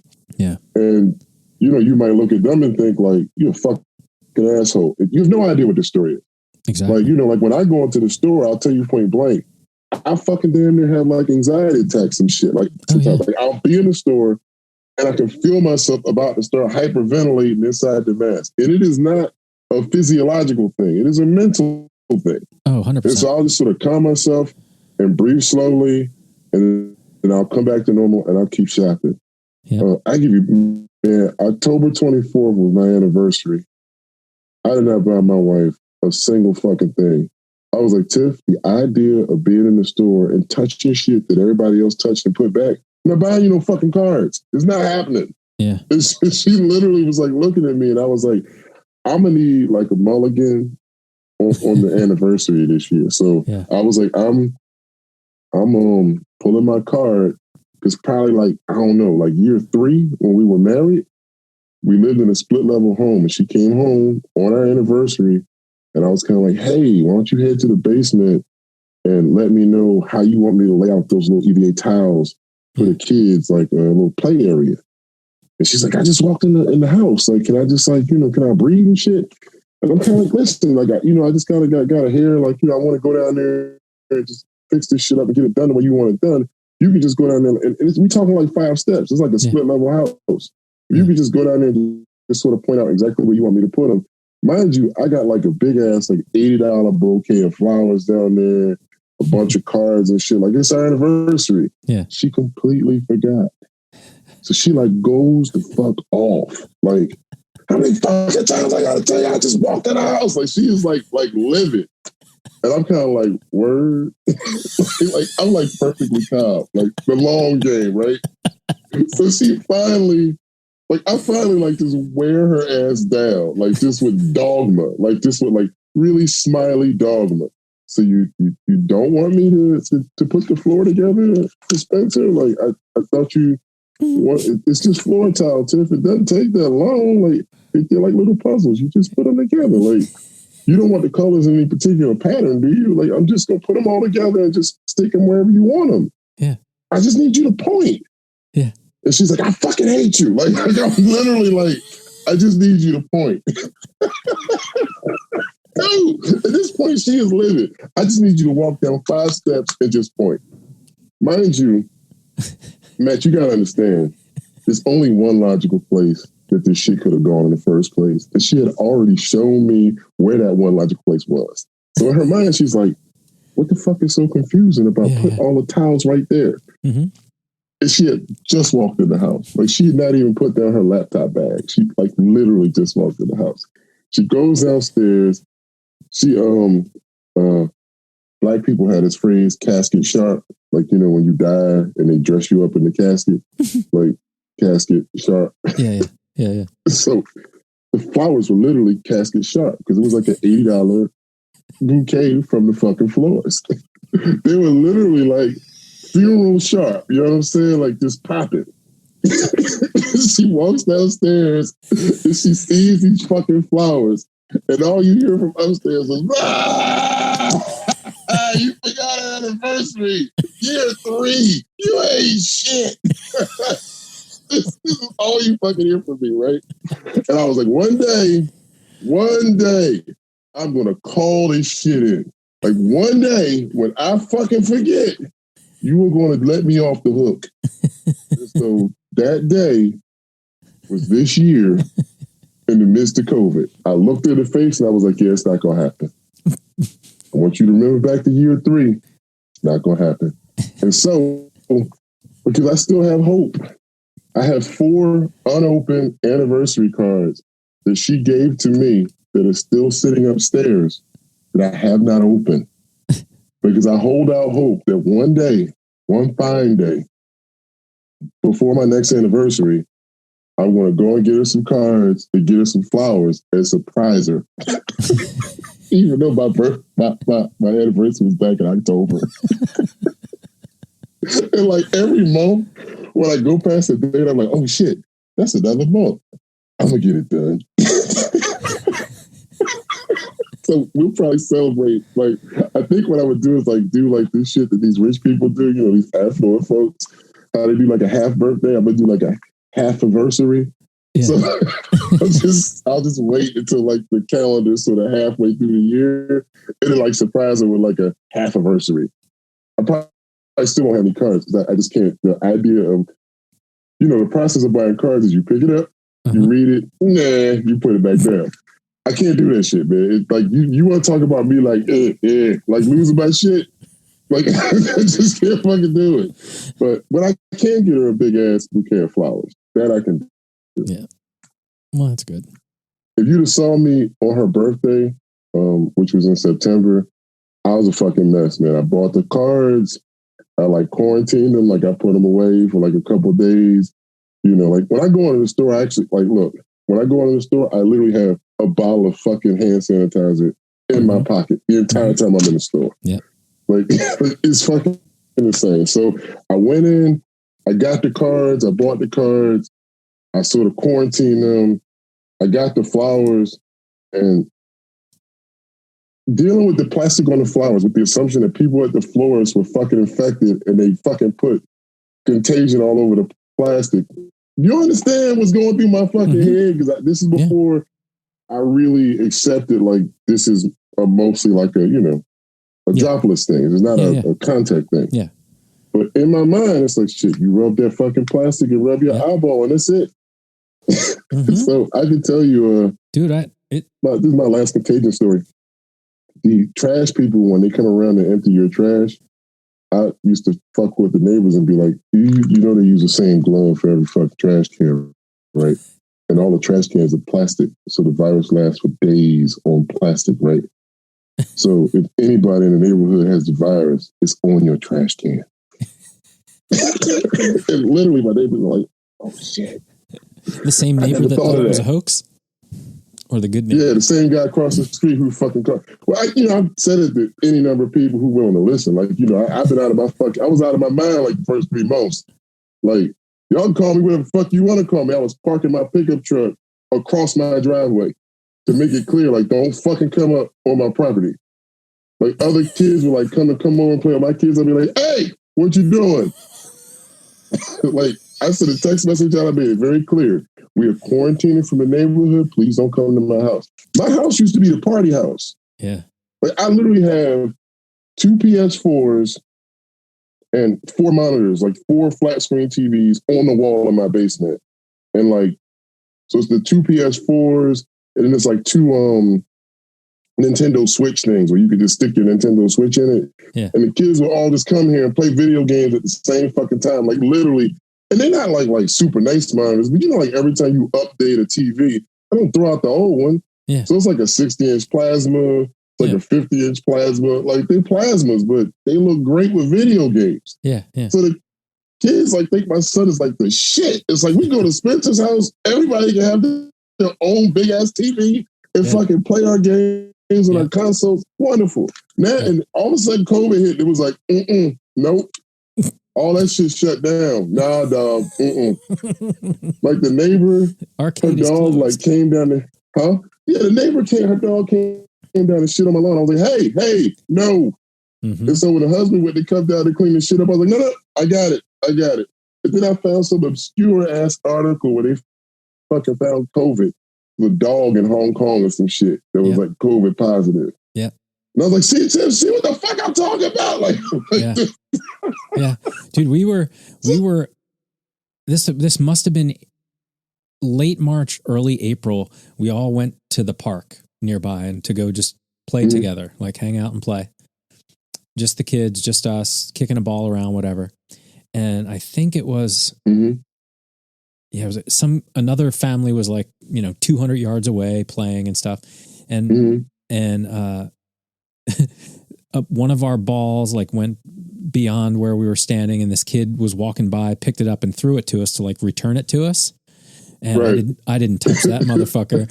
And we're walking home, and Beth was like, I noticed you didn't pick up that ball again. I'm like, yeah, that ball's dead. Nope. That ball is contaminated. It's like when you can't bring the newspaper out the bathroom. You know what I mean? Like, not that newspaper's dead to me. That's, you take in there, you fucking leave in there. At work, not at your house. This is a work joke, people. We used to work together. But yo, man, I cussed out an old man. Yeah. Because we used to drive to, I'm telling you, when this shit first hit, it was like the zombie apocalypse for me. Yeah. So we would drive to like an office park, these various office buildings, because they have big ass flat parking lots, just huge parking lots, right? Yeah. Like there's so much land here, they don't really build up all the time. So there's some buildings, just a fucking sprawling expanse of just parking lot. Yeah. And so we would go and you take the kids, you bring the bikes, you park, and you ride around, the parking lot. Yeah. And so we would do that because, well, if we rode around the neighborhood, then obviously the neighbor kids want to interact with our kids. Right. And that's not an environment you can control. And so imagine we get there and it's like a dude, and he's like, he's just walking around the perimeter of the parking lot. And so every time he would sort of come towards us, we go to the other end of the parking lot, and we would sort of track him, so that we would never be in the same place at the same time. Now, obviously, this is early on. We don't know that like it's fine if you're outside. You know what I mean? So this is back when I'm like super paranoid. And so he kind of was walking around, and then he like walks past us. We move, and we sort of come back to where we are. And then he decides to like switch directions. Now, in hindsight, he's just switching directions so he can get a little bit extra because this is his last lap. Right. So he's almost to the end, so he's going to switch direction and just come back around. But in my mind, I'm like, motherfucker, what's so difficult about avoiding fucking people in the middle of a goddamn pandemic? Yeah. Like, we get out of your way every time you come by us. Why the fuck are you going to reverse direction and come back towards us? Yeah. The dude just kind of looked at me like, well, man, fuck all that. Like, shit. Like, and I sort of walked away, and he kind of walked back, did whatever he was doing, and he left. And Tiffany was like looking at me, and I was like, people are pieces of shit. And she just kind of looking at me, and I'm like, you think I overreacted? And she really was like, no, not really. Like, I don't really understand like why he would want to be in. Like, I can't begin to tell you how large this parking lot was. Yeah. Like, there are any number of ways that you could have doubled up your steps that don't involve turning around and walking back towards me. Yeah. Yeah. But at any rate, stuff like that was like crazy for me. Now, ultimately we realized if you're outside, you're probably okay. Like, it's fresh air. Yeah. Like the concentration of contagion is not sufficient enough to infect you. Yeah. And children actually don't have high contagious rates amongst themselves. My kids are both under 10, so. Yeah. So like, we're good. So we started letting the kids play with their friends. Now, I still didn't really mess with the adults. I would talk to you, but like from a distance. But I still was like, you can go swim in the neighbor's pool, but don't touch the gate. Yeah. Like I would walk over, open the gate for them, through my hands, get in the water. It's like, I was still on there like, don't touch this, don't do whatever. Yeah. But, it all ended up working out until 3 weeks ago. My daughter's on the trampoline in the backyard. Her and the little girl play on the trampoline. And they do that thing where they both lay on the trampoline, like spread eagle, like they're trying to make snow angels. Yeah. And all that kind of stuff. And she's having a ball. She comes in the house. Then we get a text. We have COVID symptoms and we're positive. And we just thought we'd let you know. And I'm like, just the girl's parents that Hannah was playing with on the trampoline. Yeah. You know, I lost my fucking mind, right? And it's the same dude I told you that I was clowning today. So it was his daughter. Oh. And it's like, but because he had clowned me when I was talking about being cautious, he sent the text message to my wife. He didn't send it to me. So we all have each other's numbers, like all of us. Yeah. So how is it that the husband of that household is texting the wife of this household? Like he literally did not want to have to tell me that his family was positive because he clowned me about being careful earlier in the pandemic. And so then it was just like, oh, here we go. And Hannah does this thing where she will randomly run like a really low level fever in the morning. So much so, like, it's just like her regular metabolic deal. Yeah. So much so, like, if she wanted to stay home from school when she was younger, she would say, Dad, hey, take my temperature. She knew, like, literally, you take her temperature before breakfast, you might get like a 99.1. Yeah. And I was always the kind of dude that was like, I'm not sending my kids to school with a fever. That's how you get everybody sick. Yeah. So whenever she wanted to stay home from school, she'd be like, hey, take my temperature. You do one ear and it's like 98.4. You do the other ear and it's like 99. It's like, Tiff, it's 99.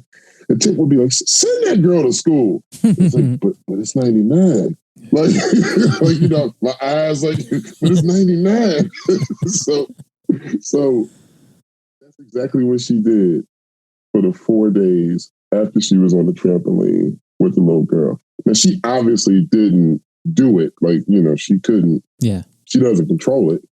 But, it's something as simple as like if I take her temperature too soon after she just got out of all the covers, or if she went up and down the steps a couple times and I take her temperature, and it's like ever so slightly high. Yeah.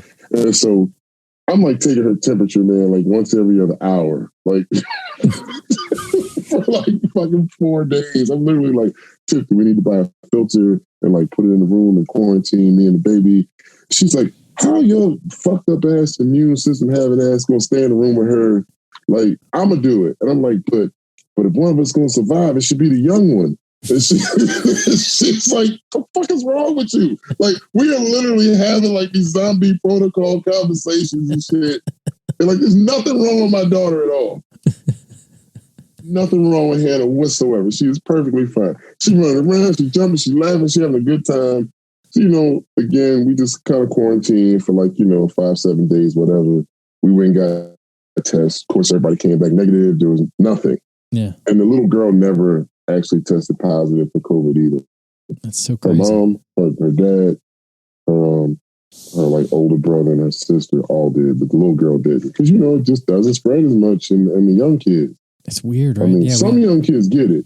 Yeah. But and then we got another set of neighbors where we were just about to invite them to Spencer's birthday party and we didn't because we were like, Spencer doesn't play with them. So to sort of limit risk, we're only going to invite people that he plays with or that he's in the school pot with because they're with each other anyway. Yep.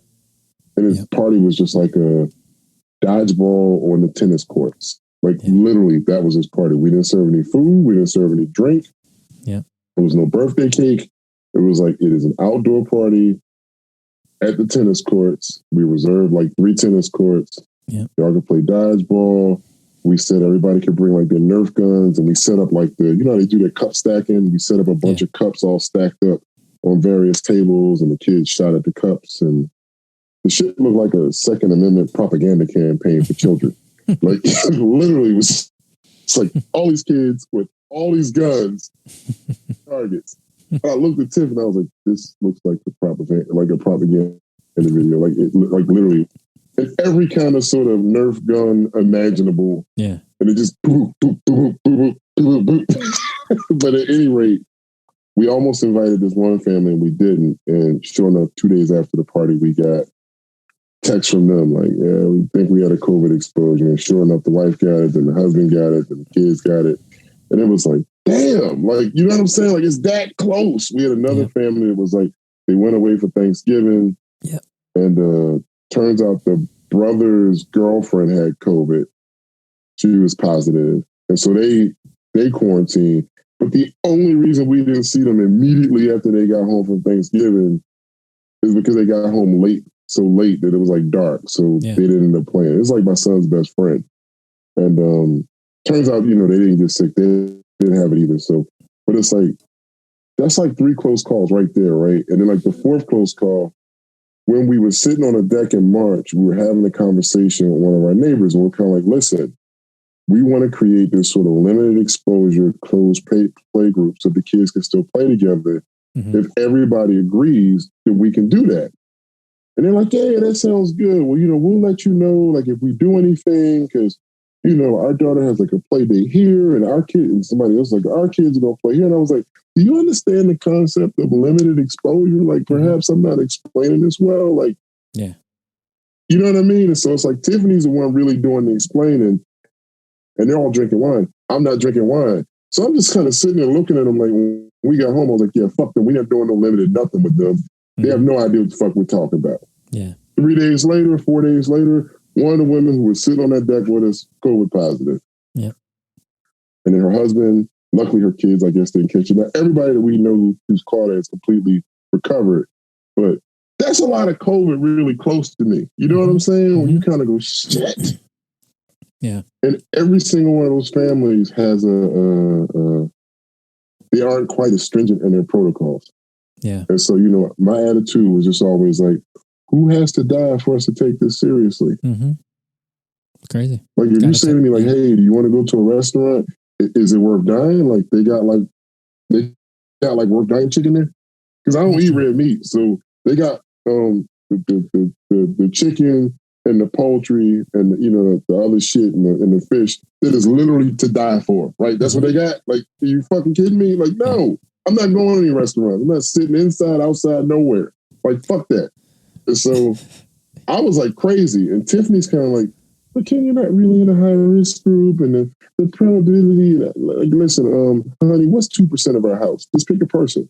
Mm-hmm. We only got whole ass people in our house. So pick a person, that's 2% of our house. Which 2% you want to die? Yeah. And she just is kind of like, why are you tripping? And I'm like, yo, I'm tripping because when you're not fully convicted about something, you don't follow through on the procedures the same way a fully convicted person would. Mm-hmm. And since I'm not around to monitor you the whole time, I can't trust you. Yeah. And I was like, if I can't trust you, then who the fuck can I trust? Like, you live in a house with me. Yeah. And so it was like for the first couple of months, I was literally the only person who interacted with the public. Anything. Yeah. Like supermarket, post office, whatever had to be done, I did it. Yeah. Dude, the capacitor on my air conditioning compressor went out. I ain't never fucking fixed it, no shit like that. Yeah. I bet you I went that motherfucker, figured it out, and went to the hardware store and got a new capacitor and replaced it. Like, literally, it's like capacitor in my AC, like the outside unit. Yeah, like, I had to take this shit apart and replace the capacitor. I was like, man, necessity is the mother of invention. Like, you could have never got me to take apart no fucking compressor. But I was like, I bet you I fixed this bitch. Like, I bet you ain't nobody coming to my house. It got fixed, though. It fucking got fixed. So, yeah, initially, man, I was crazy with it. But, now it's like, we have reasonable procedures. And it's better. I mean, but again, like, I think that I grew up in a survival environment, and my wife grew up in a thriving, like, she thrived as a child. I survived as a child. Yeah. So when this shit hit, she was kind of like, I just wish you would let me use the front door. Yeah. It's literally what she said. I said, motherfuckers are dying worldwide, and your biggest concern is you can't use your front door? Yeah. Doors where, all the fucking strangers show up touching shit. Yeah. So I'm like, no, we'll go out through the garage. Yeah. Mind you, we use the garage 95% of the time in the first place. Yeah. So the idea that you can't use the front door is kind of weird because you never use the front door. That's the whole idea behind everybody getting crazy. The idea that we won't be able to do something for a little while, people can't sit with it. Like in the grand scheme, we got it so good. I think I realized it was a placeholder. It's a mental placeholder for normalcy. Like it's like that sort of you crave normalcy. It's like that's what you fixate on. I just want to use my front door. Yeah. Word.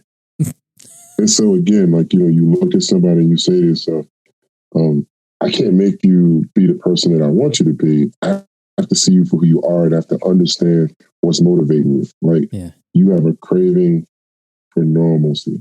Like she's an introvert, but she's like sitting on people's like back porch drinking wine outside just so she can interact with people. Yeah. I'm like, you're an introvert.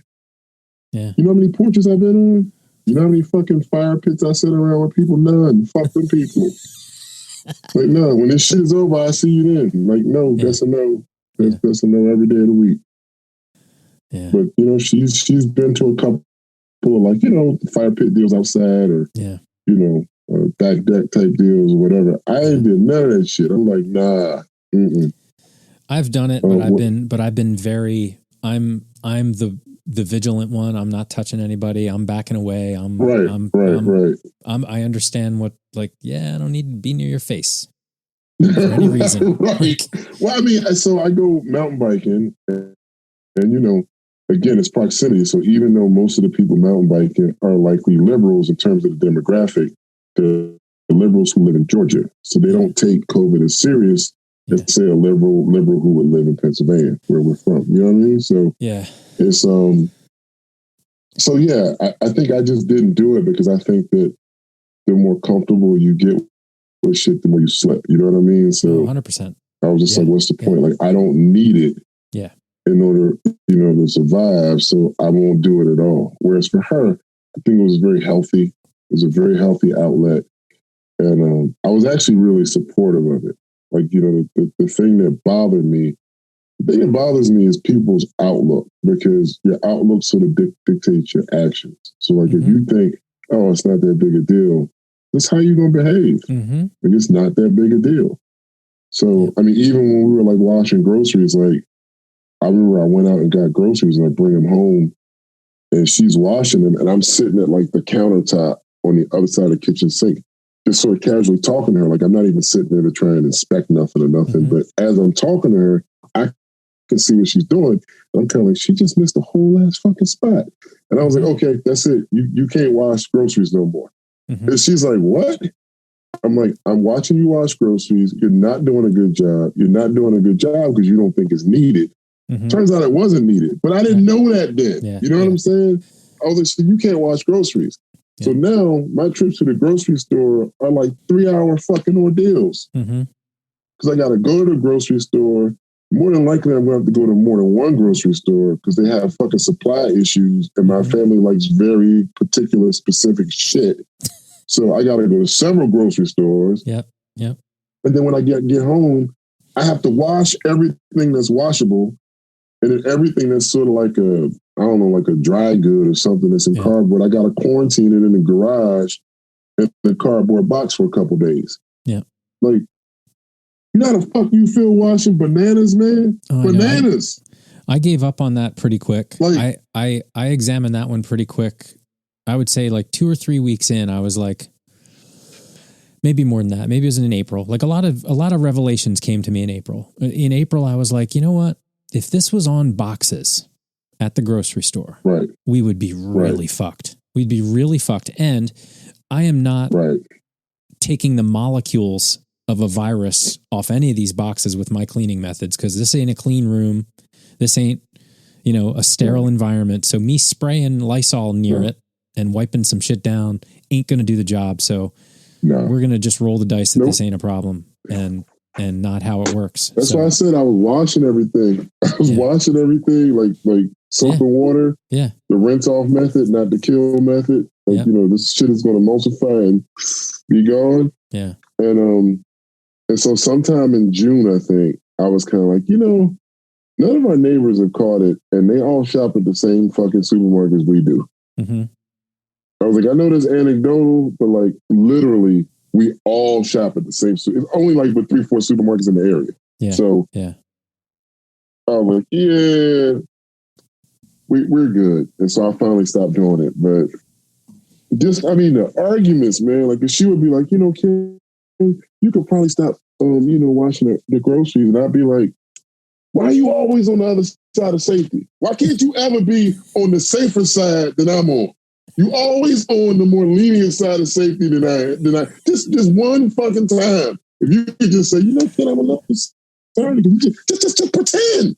Like, just make me fucking feel better. Nope. Every single time she was always on the side of lenience. Yeah. And I was just like, that shit was racking my brain, man. I was like, yo, like you like, yo. Like, it got to the point where I was like, you're not allowed to make any decisions related to COVID security. None. And she was just like, really? Off that detail. I said, none. I don't give a fuck what you think. Like, everything coming out of my mouth until this shit is over, it's all edicts. Like, there's no decisions. And so I just remember when she finally sort of got on board, like she completely got on board, and it was like, all right, cool. Because then I could finally relax, you know what I mean? Yeah. It was like where she started off was like so fucking far, like, I just want to go visit my parents. Do you want them to fucking die? Like, this is my response to everything. Yeah. Like, her dad's got like lymphoma, diabetes, hypertension. Like, you name it, he got it. You know what I'm saying? Yeah.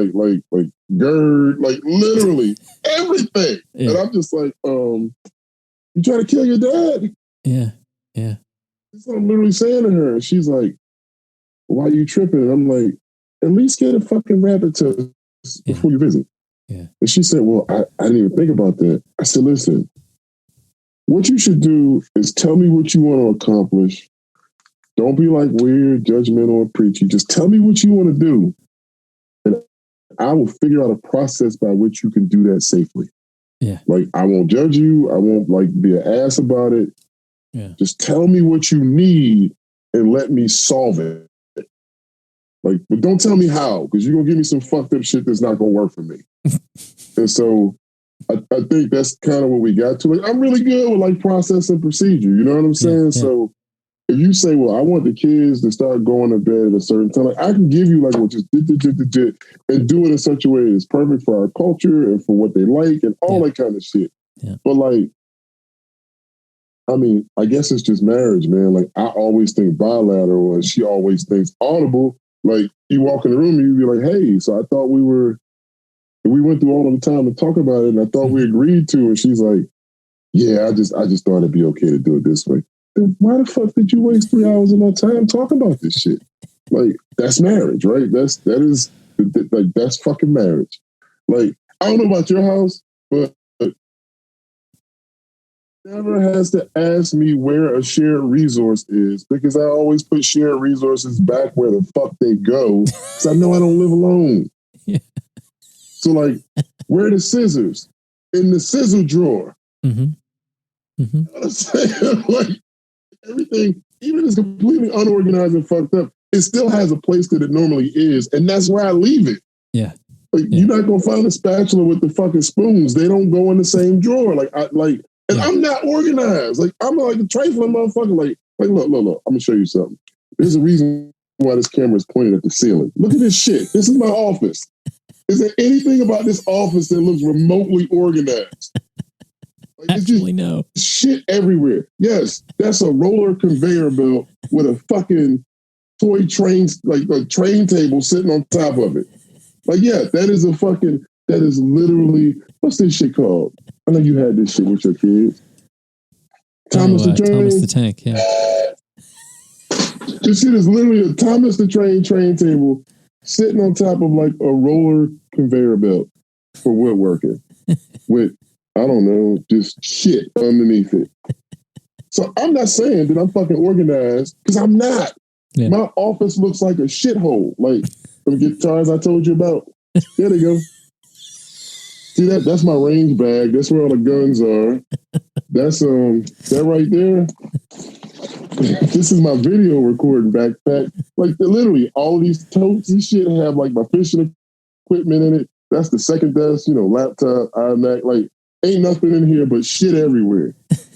But if you need to know where the fucking scissors are, they're in the scissor drawer. Shared resources. Because there's nothing in here. There's nothing in here that fucking belongs to her that she's looking for. Not a single thing. But every single shared resource. Where are the stickers that we used to use for the kids' stuff? In the drawers where the stickers stay. Like, I don't know if y'all did that. We had little stickers with the kids' names on them and shit. They had them printed up, little waterproof things. Yeah, they're awesome. Well, the kids are like 9 and 7 now. We still have fucking stickers. That's how many stickers they give you. Yep. Like, we still have fucking stickers, man. Look at this shit. You see that? That's the sticker. Yeah, they last a little forever. sticker with my son's name on it, right? I put that on my Beats headphones case so I could tell my case from her case. Mm-hmm. We're very practical. It's a little Spencer sticker. Right. I see that little man boot, little baby man boot. Those are my headphones. Yep. That's it. So I'm just saying, man, like I try to do everything I can to but with her, it's always like, it's just the audible. Like you kind of be like, hey, where's the Sharpie? Yeah. What Sharpie? The Sharpie that stays in this drawer right here. Mm-hmm. She's like, oh, I used it the other day. I didn't ask you when you used it. I asked you where it was. And she's like, That's fucking marriage, man. Like, if she asked me for some shit, like, hey, have you seen such and such? I'll be like, you know something? I think I know where it is. I'll be right back. I will stop everything I'm doing and I will go get it. If I ask her where something is, she'll be like, I think it's upstairs on my nightstand. She's not going up there. And when you go up there, it is never fucking there. No. You'd be like, this not on your nightstand, honey. Well, check in my office. I don't want to check in your office. I want you to fucking find it because you had it. It could be anywhere then. Anywhere. It could be anywhere. Dude, it's amazing. And like, I just finally learned to be like, listen, you keep expecting people to be you. That's your problem. Like, just let it go. Don't expect you from others. In the grand scheme of life, nobody fucking cares what Sharpie is, man. Nobody. Like, nobody cares what Sharpie is. No. You gonna be talking about this Sharpie next year? Nope, probably not. So it's one of the things I had to teach myself, Matt, is like, if you're experiencing something that you're not going to talk about next year, it's probably not important. Yeah. Yeah. That was a hard lesson. Yeah. And it takes a long time to learn that shit. Even when they're cliches, it's annoying. I mean, we're old men really at this point, still figuring shit out, you know? Here's your funny, right? It's almost midnight here. Yeah. We've definitely gone like the whole hour and a half. I guess I don't know if you talk about like housekeeping on the actual podcast. I don't know how that fucking works, but it's really funny to me because that something about Mary thing. Yeah, because I ended up like talking to my boy because in my wedding, like you talking about old friends, right? We started talking, man, at like 4 o'clock. I promise you, we talked for 4 hours straight. And you're still going. Like, yes, and I'm still talking. Like, do you understand that I talked on the phone for 4 hours straight? And I guarantee you, this conversation we just had, if you went back and somehow could fucking analyze it, it's probably 70-30. 70-30 Matt. 4 fucking hours, dude. And we didn't talk race. We didn't talk politics. We talked like the handling of COVID, but we didn't talk politics. We didn't talk insurrection. Yeah. So how the fuck do you get through all this conversation? No insurrection, no politics, no race, nothing. It's kind of a privilege, almost. It's been good. Yeah, you know. Shit is like overload, dude. Like when you just kind of go, listen, it's like the Dave Chappelle Chris Rock sketch or Saturday Night Live. Oh my God, how the fuck did this? It's the worst thing ever. Dave Chappelle and Chris Rock are like, yeah. Dude, I was sitting back watching my TV. It was like, yo, where's my popcorn? These motherfuckers have lost their minds. Like, those are not my people. Like, not only are those not my people, none of them folks look like me, and ain't none of the folks that look like me shot. You're like, no, that's just, there you go. It's just Americans doing what Americans do. It's crazy, man. It's crazy. I know. I kind of forgot that, and this is, part of the problem is that there's so much crazy going on that throughout this pandemic, we also had Black Lives Matter movement. Yeah, man. We've also had the storming of the Capitol. We've also had incredible, unbelievable, unfathomable corruption and historic, crazy absolutely. behavior at levels that are just unfathomable. And we're just finding out really the whole story. And we won't find out the whole story for a long time of how these things could happen this way. And it is the same, man. Mind-boggling. Well, I tell you, I had two other things I think I wrote down, and they're kind of cliche, but there's two things I wrote down. I was like, the same process that creates courage is the same process to create stupidity, right? Mm. Like you see something, your rational mind tells you, and you go do it anyway. Mm-hmm. And when you run into that burning building and you save a baby, well, that's courage. But when you storm the Capitol, that's fucking stupidity. But it's the same exact process. And how you had a judgment to know when you're exhibiting courage and when you're exhibiting stupidity.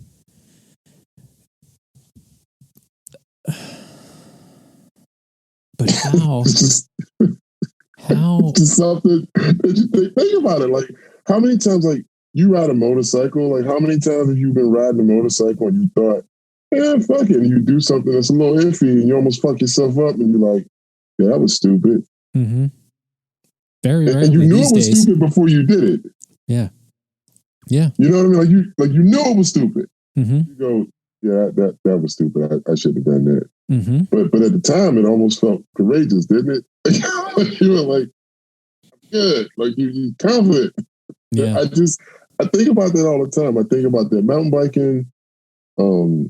How I think about it woodworking, man. Like that sort of. Well, I don't know what your risk aversion level is, or what the factors are that factor into your risk aversion, or if it's topical, like maybe you'll risk everything with money, but not with physical harm. I don't know. You know what I mean? It's people who fucking gamble all day long, but won't touch a snowboard.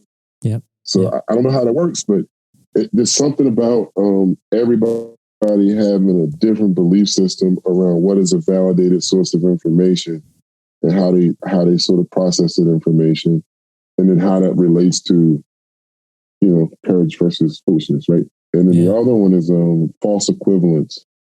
Like when people compare things like, well, I mean, all rioters should be charged, and you kind of like, I don't know, like if you're rioting as a protest of like police murder, that's a little different than like rioting because you're trying to like steal an election. Like those aren't the same things. Yeah. Or, even more basic, like if you riot because your team won the championship, mm-hmm.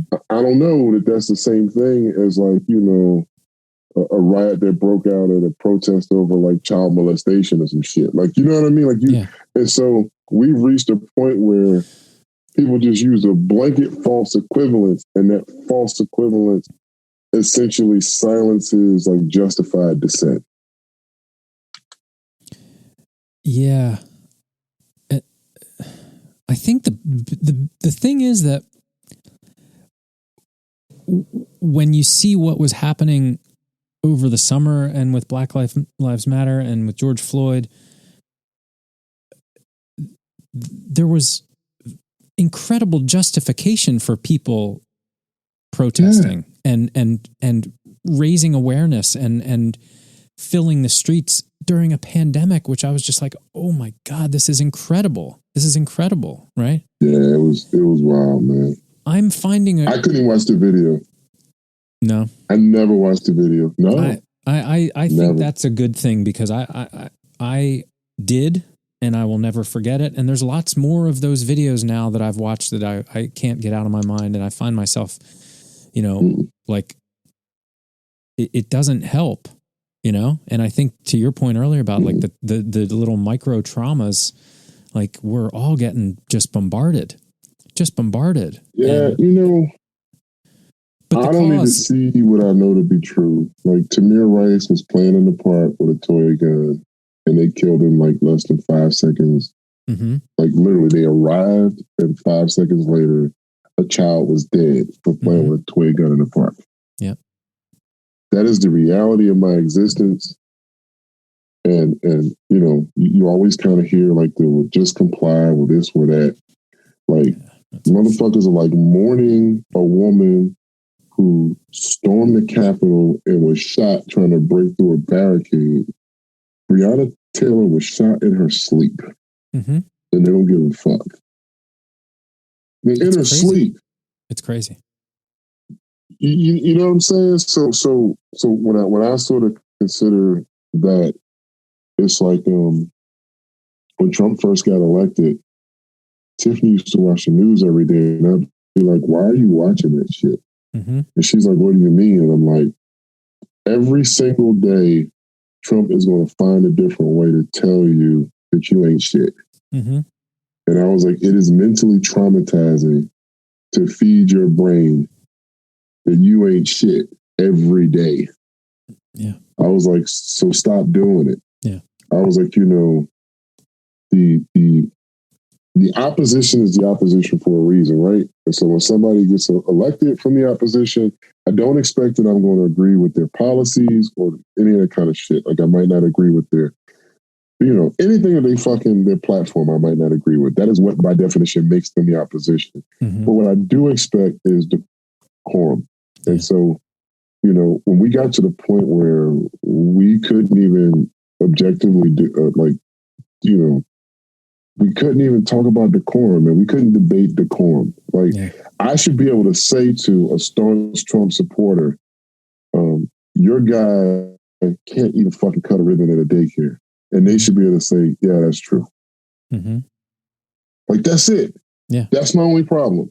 There is a portion of any elected sort of office, particularly the presidency, it's just like, pomp and circumstance. That's just part of the job, right?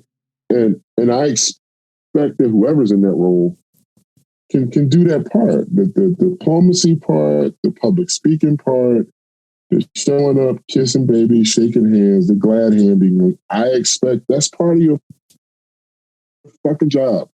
Like if you can't string together 3 sentences, something's wrong. If you can't find a way to give a speech or to say something that empathizes with the people that you're supposed to lead. Like, I was no fucking fan of Ronald Reagan. Neither of the Bushes. Yeah. Like, I wasn't a fan of them, but they had decorum. Yeah, they represented us in a way. Yeah, even the racist ass presidents had decorum. Like for you to find out that they were racist, you had to like listen to like declassified tapes 20 years after they were out of office. Yeah, yeah. Like they weren't like dog whistling like right there in your fucking face. Yeah. Like not like that. Yeah. And so, I would say that was my problem from day one. And I was kind of like, listen to this dude don't have no decorum. He doesn't really have ethics, morals, any of that kind of stuff. So there's going to be a scandal like initially, probably every day. And then it's going to be every other day. And then maybe it'll be once a week. It'll sort of die down until it's just like a steady hum. And I was like, and we will become so desensitized to the scandals that things that are supposed to be scandalous won't even be considered scandalous anymore. Yeah. I was like, but you can absorb all of that or you can just ignore it because you can't impact it. Yep. And I was like, and I don't need to hear every day that the person elected to the highest office in the land thinks that like I ain't shit. I don't need to hear that every day. Yeah. And so people be like, "Oh, did you hear what he said?" Nah, I didn't.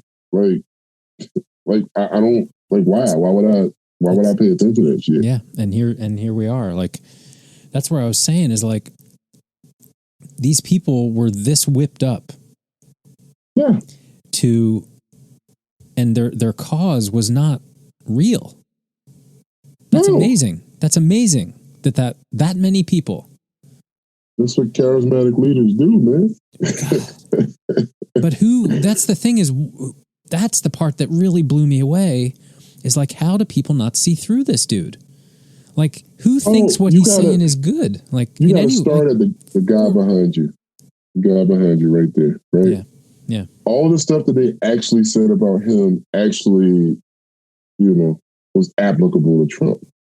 All the demagogue stuff, all the you selling false hope stuff. Like, literally, it's like when you sort of look at it, you go, wait, everything you accuse this dude of doing, the dude that you put in actually did, like, for real. Like, Trump is literally a demigod. Yeah. Yeah. Isn't that what they said about Obama? Listen, what they saying, right? This is so this is where I think I've not paid as much attention ever in my life to politics until now because it requires attention, so this can't happen again. Right. But also, I remember specifically, we were traveling to Philly for, I don't remember why, during the election, the first time Obama won the election. And when they called it, it was during the day, or it might not have been during the day, but I saw the announcement on an airport television, like on the television in the airport, like finally, like Obama declared winner. Right. And I openly, like, just stood there crying. Like, right. Not because I had followed it so closely that I was invested to the point of, like, really, really, really deeply invested. It struck me so vividly, like, holy shit, like, we are finally coming out of the dark. And what a great thing for our country. And that wasn't my reaction at all. That's where I was just like, man, this is so good. This is so good. And that was, 12 years ago now, that I naively believed we had, as a nation, turned a corner. And it is so blatantly obvious now that was untrue. Listen, our old boss, our old director walked over to my cube when it happened, and he said, so Ken, I assume you're really happy, man. Like, I'm congratulations. I assume you're like super happy. Like Tiffany worked the campaign for a long time. I worked the campaign just on like election day, like driving people to the polls and dropping off water and all that kind of stuff. I regret it to this day because the motherfucker still got my phone number.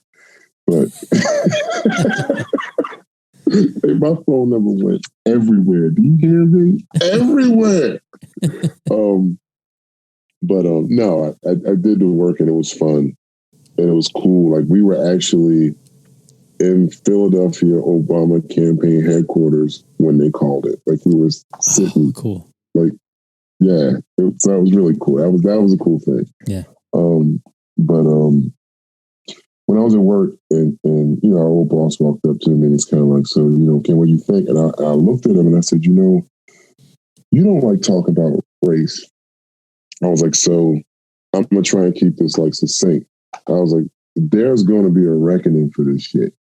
And that's what I think. I think that I'm going to enjoy it while it's happening, but there's going to be hell to pay for the fact that he got elected. Like, there's always retribution when progress is made. And I was like, and I don't know what that retribution is going to look like, but it's going to be horrible. Am I overly optimistic? That's literally what I said to him. Am I overly optimistic to think that this horribleness, not only for Black people, but for Jewish people, for everybody, all of this that is, have we finally no brought it into have we brought it into the light so that we can squash it out? I had no idea the numbers were this crazy, Ken. Like, I no. like when I saw the how 74 million people voted. Have you seen that shit? No. That's a no.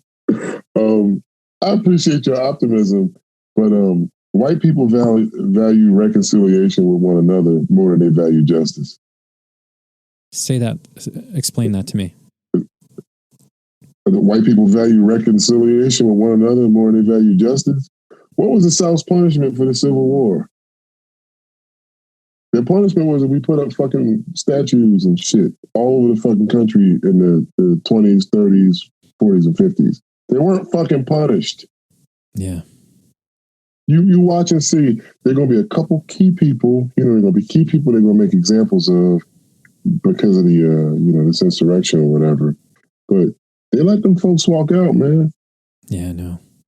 That shit was supposed to be like a Bronx Tale. Like, a motherfucker was supposed to walk over and be like, now you can't leave. That's what was supposed to fucking happen. You know the bar scene? I can't believe they didn't just shut the doors and be like, all right, everybody. But who knows? That's it. Like it was literally supposed to be like the Bronx Tale. Like, so first of all, when they went to storm the building, you were supposed to just start shooting. Because I've been in crowds, and whenever the fuck gunshots, everybody runs in the opposite direction of the gunshots. Yep. Period. Like, I don't give a fuck who you are, where you are, when the guns get to blazing. When they shot that chick at the door, everybody fucking fell back. Like, whoa, they shooting. Yep. And the people who were sort of walking through the crowd, they spread the message. Hey, don't go up there, they shooting. Hey, don't go up there, they shooting. Like, all the way back. Yep. But they just let them come in the building. And then after they came in the building, they didn't shut it down. Like, they didn't trap the people inside. Right. They weren't like, nah, like, you in here now. Like I said, it should have been like a Bronx Tale. Like, now you can't leave. Mm-hmm. Like, I need a Chaz Palmieri at that fucking door with the key. Yeah, yeah. And it didn't happen. And so, you think to yourself, what if there were sleeper cells embedded in that group who were actually intent on physical harm? And that's a what if, because that never happened. Yeah. But then there's a what if they were actually there for, I don't know, electronic espionage? Like, yeah. Was this if I was writing this, I would write it as this was a distraction for the real op. Yes. Exactly. Yeah. And so you say to yourself, well, were they in there stealing like sensitive information? Like, they have like fucking pictures of people's computers where like the computer is still up and their inbox is still open. Yeah. Their email inbox. Like literally, like, shit was just like, it was like, as if like sarin gas came in and everybody just died and everything was like frozen in time. Mm-hmm. That's how it was when the protesters got in there. Everything was just frozen in time. Like, and then the stunning amount of Ted Cruz syndrome. Like, how the fuck does somebody say your wife is fucking like disgusting and ugly and your dad is a murderer and you still like fucking support this dude? Like, now, I say that to say this. I call it Ted Cruz syndrome. Man, when you are cowering under a fucking seat because while you were attempting to steal an election, the dude you were stealing the election for sent people to attack you. Mm-hmm. It's crazy. Discriminate. And so the idea that you could still continue to cake for this dude, like you still like a staunch supporter speaking on his behalf, like that's like when somebody be like, yeah, I want you to rough him up, but don't hurt him. Like you end up dead. I watched those guys talk all night till it would have been 4 o'clock in the morning, East Coast. Right. And I watched everybody speak. I watched everybody take their 5 minutes to give their conversation and go back and forth on why they thought in the House it was disgusting. I mean, so many of them spoke, and I was just like, wow. The end. Even after your actual life was in danger. Yeah. And then, and they all said basically the exact same thing with a little flavor on it. But it was all this idea that Pennsylvania, I watched the Pennsylvania one more closely than I watched the Arizona one, but every single one of those assholes came up there and said, Pennsylvania changed the Constitution illegally. We just want to make sure all those, and it's like in September and Republicans changed the rule. Like it was literally like, wait a minute, why are you worried about that now?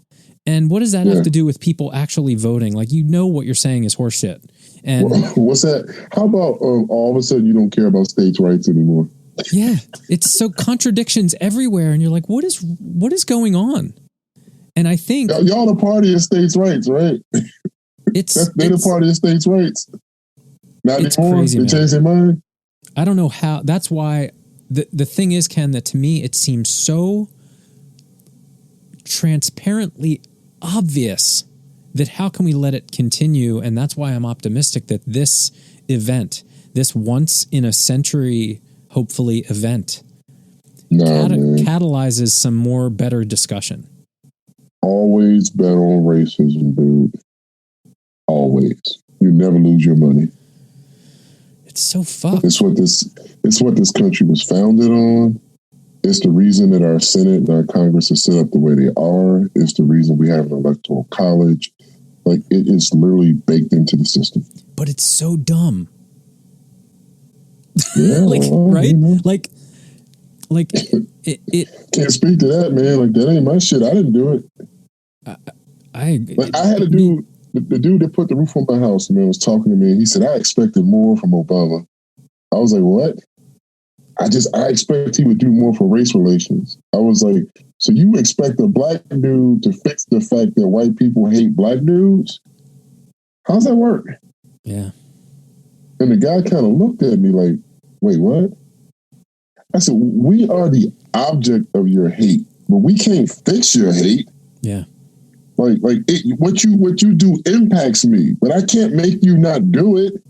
Yeah. Like, oh, if you just pulled your pants up, y'all used to lynch people that wore suits and fucking top hats and shit, right? Like, you know that those are the people you used to lynch. Like, nobody had baggy pants in 1920.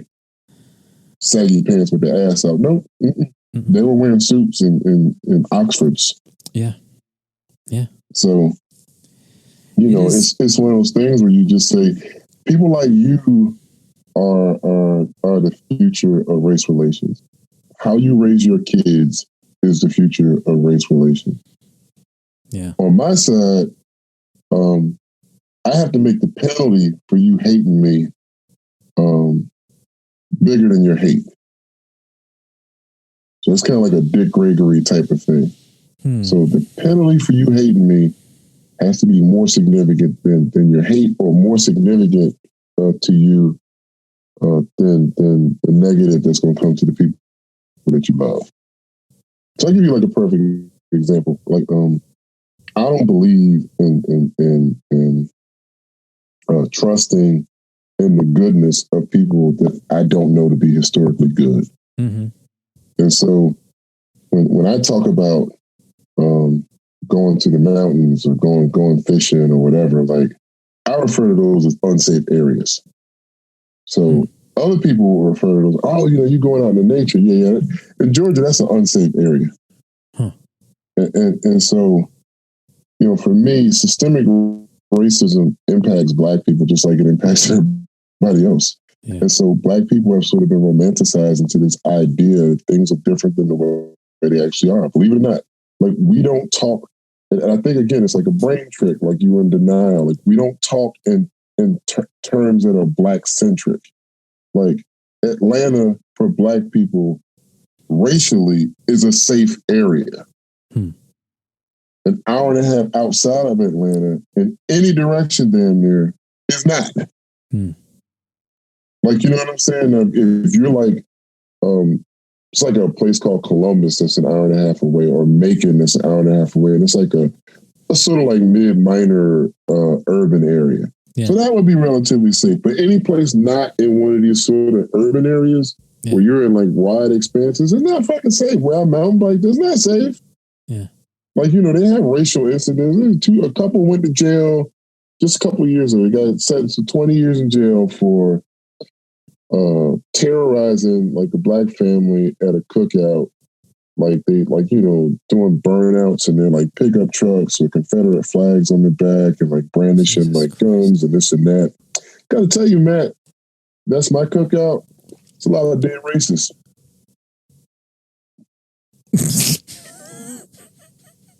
There's a lot of dead racists. And that's what I mean when I say the price for you hating me has to be higher, you know what I mean, than your love for yourself. And like there's got to be something that coerces you to act differently than you feel. And they so I don't care. What's that? They absolutely didn't take an opportunity to prove an equal stance on storming the Capitol. Yeah, man, come on, man. That's not something that anybody that looks like me ever expected, ever. I think that the hypocrisy was laid bare for everybody to see. But I also think that, I mean, it's only like really a small percentage because you all black people everywhere already know this shit. Yeah. A significant number of white people are going to ignore it. Like I'm talking about 30 to 40% of the population are Trump supporters. Like they are going to ignore it entirely. And so perhaps this is something of an education for liberal to moderate white folks, maybe. Yeah. But I mean, liberals are not much better. Like, you know, you saw the woman in Central Park. Yeah. It was like, I'm going to call the police and tell them that she voted for Hillary. So, you know. Yeah. It's all the same shit, man. But yeah, like I said, you got to make the price higher. You know what I mean? The cost. It's got the cost benefit ratio. So has to skew in favor of I should probably not act racist. So to that point, can I and I want to be, whether it's almost justified or not, because it feels worse to not be optimistic that some change can come. But do you think that change? Okay, so change is obviously going to come. I've never been called the N-word at work, and I'm absolutely sure my father was. Yeah, yeah.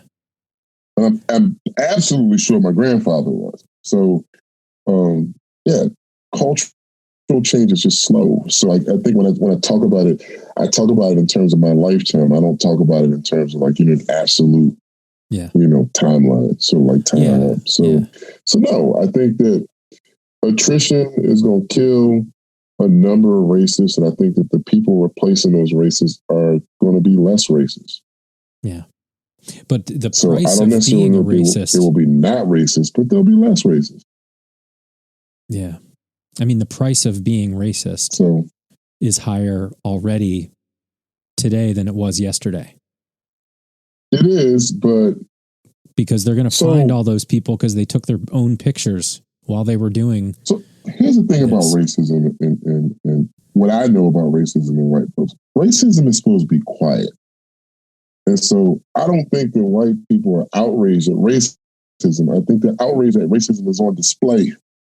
Like, it's supposed to be quiet. Like, the Dave Chappelle cracks that joke on fucking, it's supposed to be quiet, man. Some shit that, like, happens in the back room. Like, you know, two people giggling about, like, the way you lit the cigarette or something. Like, you know what I mean? Like, it's not supposed to be loud and out in the front. Like, it's supposed to be, you know, you hire your unqualified friend instead of that black dude that applied that knew his stuff. Or, like, you know, you pass over that black woman for a promotion because, I don't know, Susie sucked your dick. I don't know, man. Like, you know, but it's not supposed to be something that you see. Like, they're like, Robert E. Lee couldn't even get Confederate flags into the Capitol. Like, you know what I'm saying? Like, it's like a national embarrassment. And it's an international embarrassment. So I think that you got to separate sort of like people who are absolutely appalled at racism versus people who are embarrassed about a display of racism. Like, I've been seeing any number of white people in the Facebook groups that I'm in who are conservatives saying things like, the people who stormed the Capitol should be punished just like the people who set fires from BLM. And you go, wait, what? Not equivalent. Not even close to it. But the point is, this is a significant contingent of people who feel this way. And so what you're going to see is people are not going to take accountability. Like, every single person who voted for Donald Trump is accountable for this shit. Mm-hmm. Every single politician who enabled him, who supported him, they are all accountable for this in 2020. shit. In 2020, without a doubt.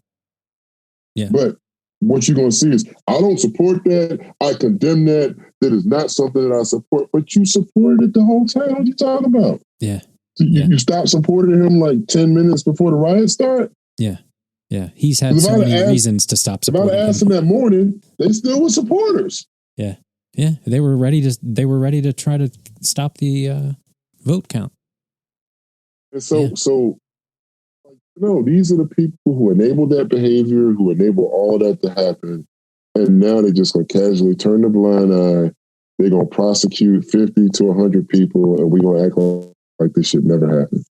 Like, white people value reconciliation with one another more than they value justice. You just remember that. Let that swirl around in your head. And as you let that provide context for what you see. Reconciliation with one another. Yeah. You are a rare breed. White people protect the purity of whiteness. They don't want you to impugn whiteness. Like when you say something like, man, white people was up in D.C. cutting up, the first thing that you get back from white people is what? All white people aren't like that. All white people are like that. I said the white people who are in D.C. are like that. Mm-hmm. The overarching demographic of people who were in D.C. rioting were white males. Yep. Like, I saw a picture of like a noose, and I said, well, that's just like white folks in. And these folks they lost their mind. They were like, yo, that is so racist. And I was like, well, name another racial group in the United States that's historically associated with nooses and lynchings and hangmen's platforms. Any race come to mind? Anybody? Mm. And it was like, but you can't say that all white people are racist. I didn't say all white people were racist. But you said that the people with the nooses were just white people. Well, who else is historically associated with nooses? Yeah. Yeah. And then I said, you're right. Black people are historically associated with nooses. My bad. There were good people on all sides. And I posted a picture of a black man post-lynching hanging limp with a rope around his neck. And all of a sudden, we're like, oh, shit! You know what I mean? Like, I'm so sorry. You know, I guess I wasn't being sensitive when you were talking. It's like, no, don't be sorry now. Is that why you got put in Facebook jail? That was part of it. It was on that thread. Yeah. I was literally like, there are literally no other race of people associated with nooses in the United States. Like, not a single one. No. But again, like, you cannot impugn whiteness. Like, whiteness is a brand, man. Like, go watch a movie. The hero is white. Like, the white hero defeats the white villain that is attempting to subjugate the minorities. But you watch any fucking civil rights movie, it could be a movie about Martin Luther King, and it'll be like, this motherfucker made Martin Luther King's toast every day. It'll be like about his fucking some white dude that made him toast every day that I don't know, inspired him to give a speech or some shit. Like, they find a way to make the hero. It's always a white savior, and it's not. And the fact that it sells reinforces the fact that it sells. Like, it's almost like, how you talk about films have a language unto themselves that you're familiar with, like the way you cut from camera to camera, like you're familiar with the language of film. Yeah. And part of that language is sort of like expected plot development and expected character development. Yeah. And again, that's all generally like sort of reflective of the culture that the film is being marketed to, or reflective of the culture, whoever authored the film or whatever, the screenwriter, the director, all that kind of shit. Whiteness is always celebrated. I mean, when I was growing up, man, like the symbols of beauty were white. Like maybe, I don't know, fucking Dorothy Dandridge or some shit. Like, it's like maybe a handful of black women you could sprinkle into that. Yeah. But I think my lifetime was when we really started seeing like black supermodels and, you know, more black or like movie stars and stuff, you know, but maybe you would have one, like you have like Halle Berry, Lena Horne, like, you know, as you go back in time, you could sort of pick up on maybe like, you know, one sex symbol or something. But, you know, the pretty girls are always, you know, sort of, they have lighter skin, they have longer hair, they have keener features, you know, whatever. Yeah. I mean, that's always it. I have to. So I have to. So I just don't think that white people are ready to impugn whiteness.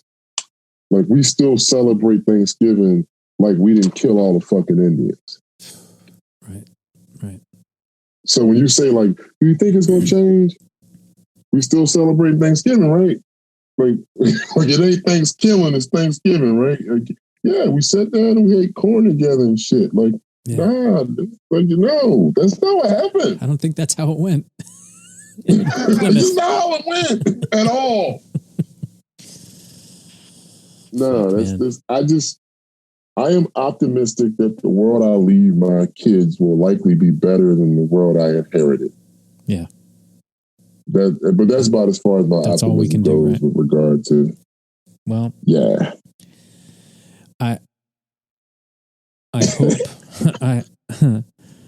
I hope I have a lot of hope. I'm an optimistic dude, man. I hope more conversations can happen. I hope more honest conversations can happen. I want it. Let me. I want people to be educated. I'll give you a to perspective. This shit a little bit. I'll give you a perspective. I don't think, and I think this is important to say, I do not think that what I am saying is indicative of some innate sort of like evil in white people. That is not what I think. I didn't feel that at all. What I think is, I think that when you are part of the privileged group, it is very difficult for you to listen to the complaints of the underprivileged group, or for you to listen to the accusations, because you always feel personally indicted. And so I'll give you an example. I always use like sexism because it's easier to digest than racism. When I saw that NFL, I guess he's a running back or something, like punch his girlfriend in the face and knock her out, first thing I thought was, what happened before that? And Tiffany was like, what do you mean what happened before that? I was like, well, I mean, what happened before that? She said, do you ever ask what happened before that? When a cop like beats the crap out of a black person or shoots a black person? Nah, never. Yeah. That's because I'm not a cop. But I am a man. And so I automatically become defensive because I put myself in that man's shoes because he's a man as well. And I think, what if I got a bad read? You know, Bill Burr says, like, a bad read. What if I got a bad read? Like, I would want for it to be fairly adjudicated. So I need to know what happened before that so that I have some context, because we might be like falsely accusing this dude. Yeah. But I'm only saying that because I'm a dude. Right? So I am particularly sensitive to the thought of, what if that was me in that situation and I was being falsely accused? Yeah. I'm not in any way, shape, or form going to be really receptive, understanding of, or let it influence my thinking that if a woman is abused or killed, it is likely her father, her brother, her boyfriend or husband, or a man like in her life close to her that she knows. Yeah. Every time. It's likelihood of who abused or killed this woman. Not a stranger, not some rando. No, it's somebody close to her in her life, because what men do is abuse and kill women. That is what we do. So for a woman, she's like, of course her boyfriend beat the shit out of her. But for a man, it's not my perspective. It's not my context. I'm like, yo, what if somebody was falsely accusing me? So take that and analogously make it white folks. When you talk to the average white person about racism, there's a built-in defense mechanism, because they're like, well, but I'm not racist. What if somebody was accusing me of racism unfairly? It's the exact same sort of human reaction. And so I think that getting past that defensiveness is the part that's necessary in order for you to grow forward. Yeah. And so I can remember, when Tiffany said that to me, like, well, if men, the man that's closest to you is the most likely person to kill you or abuse you, why are you shocked that he punched her?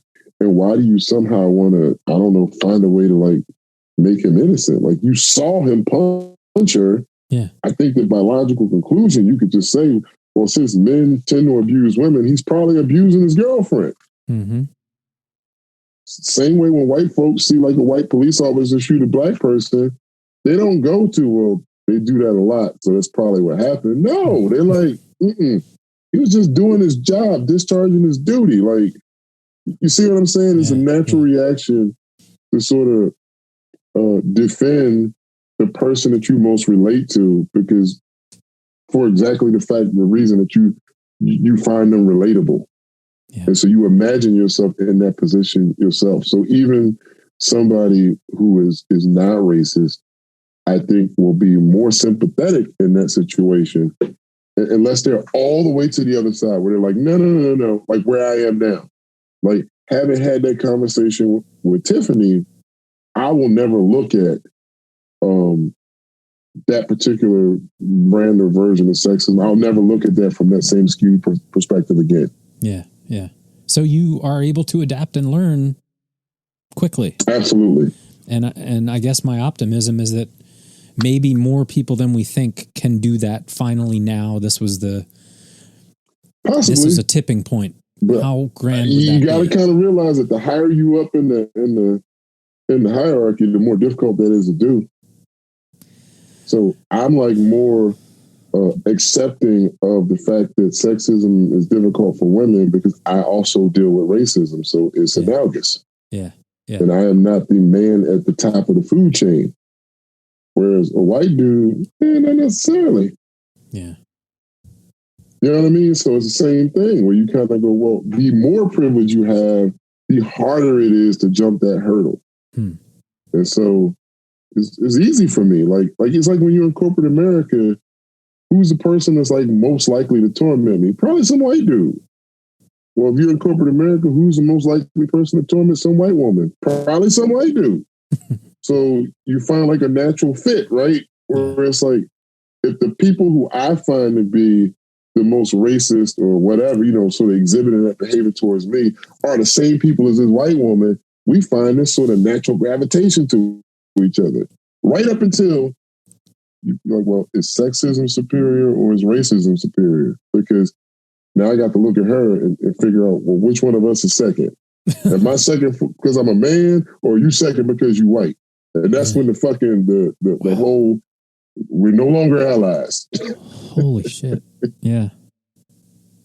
This is the world we live in, man. And so this is the world that we navigate.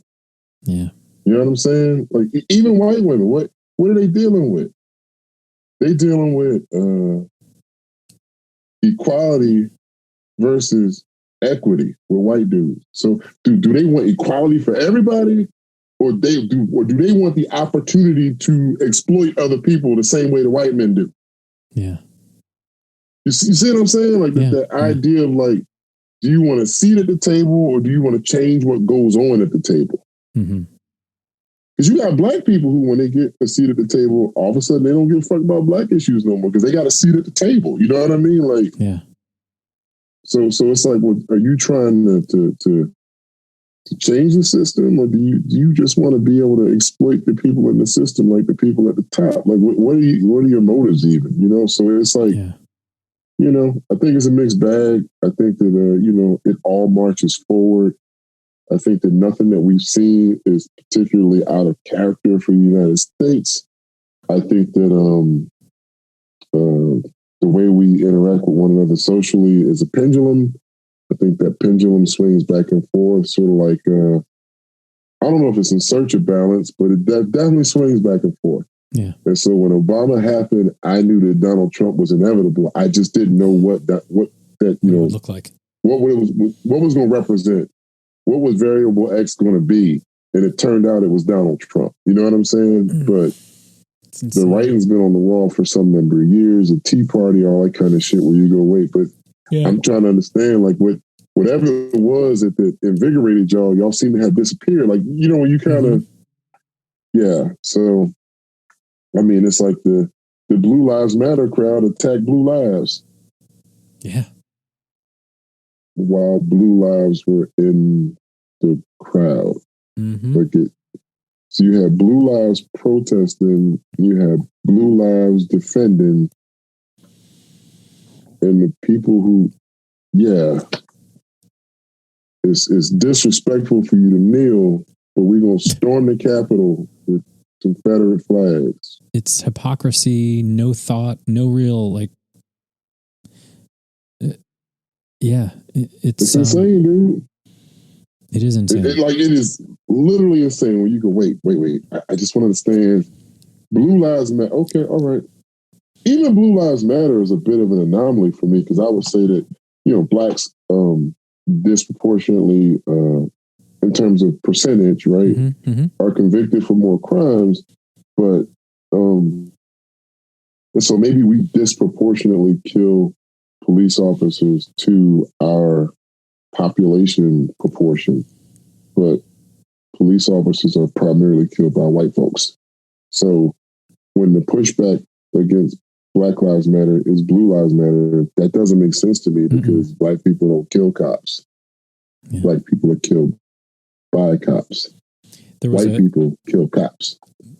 There was like a meme that I saw that said something like, we're not asking you to treat these people. Yeah, I saw that. Yeah, right. We're not asking. We don't want you to shoot like them. Us. We want you to not shoot us. Yeah, it's like fucking common sense, man. Like, well, obviously they can use restraint. You saw it. Like the restraint, like training has never been the issue. Race has. Like it's clear. Is that what that was? Restraint. Is that what that was? Well, so I think that you had a combination. You had restraint. You talking at the Capitol. You had restraint. And you had complicity. So you had both of them because it's kind of difficult to defend something that you don't want to defend. Like you, right this way, folks. So I'm like, but you got this. The same guy who was in charge of approving security is the same guy who sent the protesters. So yeah, that needs to come out like immediately. Like it's so crazy and so right in everybody's face. It has. Like the Maryland governor is like, we were not allowed to send the National Guard. Yeah. The Secretary of Defense said no. Yeah. And he said it at the behest of Donald Trump. Who's the Secretary of Defense right now? He was on this week. I don't know, but he was just recently installed by Donald Trump. Yeah. Wasn't he? Wasn't it shit like 2 weeks ago or something? Seems like, yeah. So it's as optimistic as I am, I actually am not optimistic that this is over quite yet in terms of whatever things are going to go on. Nah, man, this is over. This shit is done. So there's something like you got to look to history, man. You cannot defile U.S. institutions without and not pay. Like somebody got to pay. Yeah. Like you understand? Like when I talk to Tiff, I'm like, U.S. presidents don't go to jail. I'm like, so if you getting your hopes up that you think Donald Trump's going to jail, like U.S. presidents do not fucking go to jail. Yeah. Like they commit all kinds of heinous atrocities. They do not go to jail. Yeah. Like we do not present ourselves to the world as a banana republic. It's not going to happen. When Obama got elected, one of the very first things he said is, we are not prosecuting George Bush. And everybody was like, I guess it's cool. Next thing you know, like fucking Michelle and George Bush is like they playing fingers and shit. And we love George. Yeah. Now I don't think that there's ever going to be that kind of camaraderie with Trump. But I do think that U.S. presidents don't go to jail. Now, I don't know if his kids are going to jail or his friends are going to jail, but I don't see Donald Trump going to jail. Like that sort of impugns the office of the president. In much the same way that guy who sat in Nancy Pelosi's chair had no idea that he's going to get like 20 years in jail. None. Like he had no idea that, like, oh, when you did that, you thought that was fun. You had no idea that, like, you can't sit at the desk of the speaker of the fucking house. Like, are you crazy? Like, you have not, like, dude, you stay in the hallway, man. And he Stay stole in the her mail. hallway. And he stole her mail. Stay in the hallway. Dude, I was looking at these cats like, I know how the police operate. You going to jail. I was like, oh, it's all fun and games on the day of the protest, man. When they fucking rewind on that video, you going to jail, baby. Like, I don't know that everybody's going to jail, but the motherfucker with the horns, all the motherfuckers going to jail. You see, they already arrested that West Virginia. Like, they already arrested his ass. Like, y'all going to jail. And DC got a felony murder rule too. People died. Y'all going to jail. Like, yo, I was like, ooh. And so I've been telling Tiff from day one. I said, here's the thing about how politics work, right? I was like, Donald Trump got into office. He didn't. And Mitch McConnell played Donald Trump like a flute. It was fucking magical. Like Donald Trump, I don't even know what the number is. The number of federal judges who were appointed by Donald Trump is staggering. And then you have Supreme Court justices, again, just staggering in terms of the amount of power he has put in place for conservatives. And so they were willing to tolerate all of his shenanigans as long as they could get, some portion of their legislative agenda through, and they could get all of those judicial appointments. And they literally accomplished. So they lost the battle in terms of Biden winning or Warnock or Ossoff, but we're not going to see the results of the war for fucking 2 decades. You know what I'm saying? Like literally everything. And I was like, Tiff, and all they have to do now is find a way to separate themselves from him. But I literally was like, all they have to do is find a way to separate themselves from him. Well, an insurrection is a real convenient way to separate yourself from him. Like, they literally on the floor, like, we were previously kind of think about this. We're not doing this shit no more. And neither are y'all. None of us are doing this shit. Donald Trump is poison. Like, they flip just like that. Not all of them. And like the lesser politicians who weren't smart enough didn't flip. Lindsey Graham and Mitch McConnell was like, yo, fuck the president. We not with him. Yeah. You know what I'm saying? Did you see Lindsey Graham getting attacked today? Howley? Who the fuck is Howley? I don't even know this dude. Who the fuck are you? Like, you ain't never ran for president. You're nobody's senator. Like, when you start thinking about, like, Ted Cruz, you're a sniveling snake weasel. Like, dude, like, you couldn't read the writing on the wall. Like, literally. He was supposed to be like, and later was happening. Nope. Like, man, you a hack. You a hack. Like, if I'm that dude, listen, we have to suspend proceedings. Like, I'm not supporting any more objections. This has gone on far enough. Like, all you have to do is say that you are making a principled objection to possibly push for reform in future elections. Under no circumstances were you trying to taint the current election. You could have sold that to the American public, and the American public would have bought it. But you weren't smart enough to pivot. When the big dogs pivoted, because they just needed something to be able to separate themselves, have any political fallout from it. Now, I don't know that it's possible because Donald Trump is immensely popular. But that's what they needed. And essentially an insurrection provided that for them. So, I always was like, I don't know what the thing is going to be that's going to allow the Republican leadership to separate from him. And he's such a charismatic leader that, it's really scary if you have to run for elective office because he's such a disruptor. So, and he's petty. So it's like, oh, you could be running for city council. He's going to show up like, hey, remember me? Like the long game. He's got to go. So yeah, man. Well, listen, man. Your ear getting hot yet? My ears are hot. My ears are hot. This is good, man. We got to have, part 2. And the beauty of this is like, there's no rules and no middleman. And I can do with this kind of whatever I'd like to do. And I think everybody needs more conversations to be enlightened on shit they don't understand or thought they understood. And I mean, you've always played that role for me.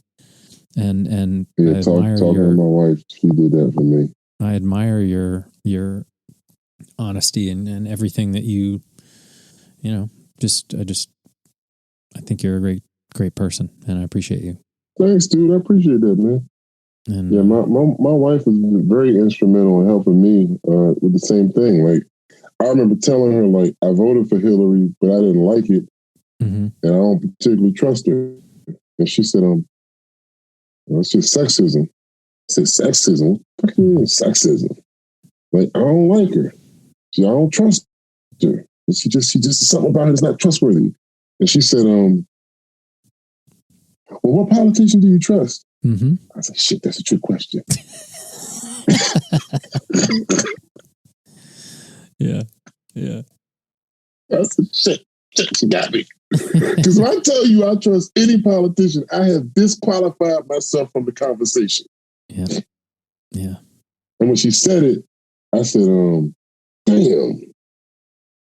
I was like, you're right. If Hillary was a man, he would probably be one of the most dynamic power brokers we've ever seen. But because Hillary is a woman, I don't trust her. And I was like, yeah, that's what sexism looks like. We're all... so I voted for it because I was like, I knew that, this is what we have to do. But I didn't trust her. You know what I mean? Yeah. And to have your wife help you to understand that you didn't trust her because of sexism is fucking horrible. And she was like, well, what woman would you vote for that you do trust? Yeah.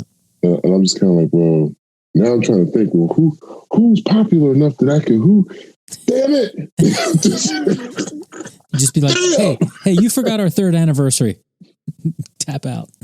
Yeah, there you go. 3rd anniversary, baby. I get a mulligan. Speaking of which, man, I still remember walking across golf courses with my backpack golf bag, thanks to you. Like, you were like gone, and I still would just be like up at like Wissahickon, a little shitty golf course. Yeah, walking 9, play my 9 holes. Yeah, shooting double par by myself, and that's when I should have realized I didn't like people all the way back then, because I would literally go by myself. Yeah.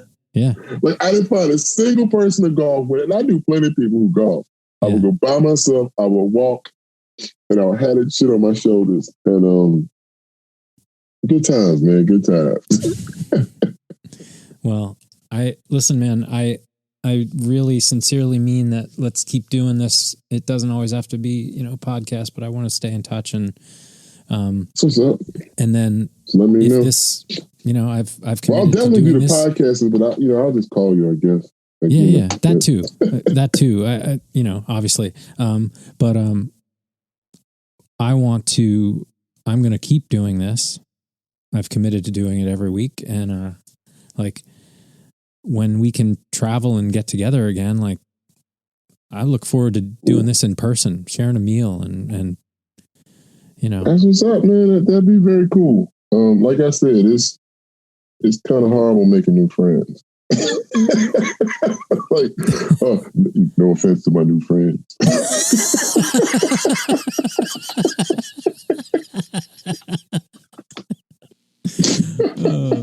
Exactly.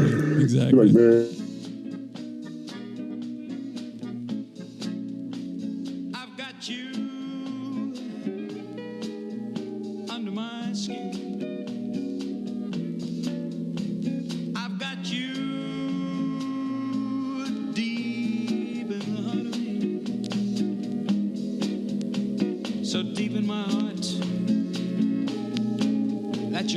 part of me. Yes, I've got you under my skin. I've tried so not to give in. I said to myself, this affair ain't never gonna go too well. But why should I try to resist when, baby, I know too well that I've got you under my skin. I'd sacrifice anything come what might for the sake of having you near, in spite of a warning voice that rings in the nights, repeats and repeats in my ear. Don't you know, little fool, you ain't never gonna win. Use your mentality, wake up to reality. But each time I do, just the thought of you makes me stop just before I begin. Yes, I've got you under my skin. Hey there, you with the stars in your eyes. Love never made a fool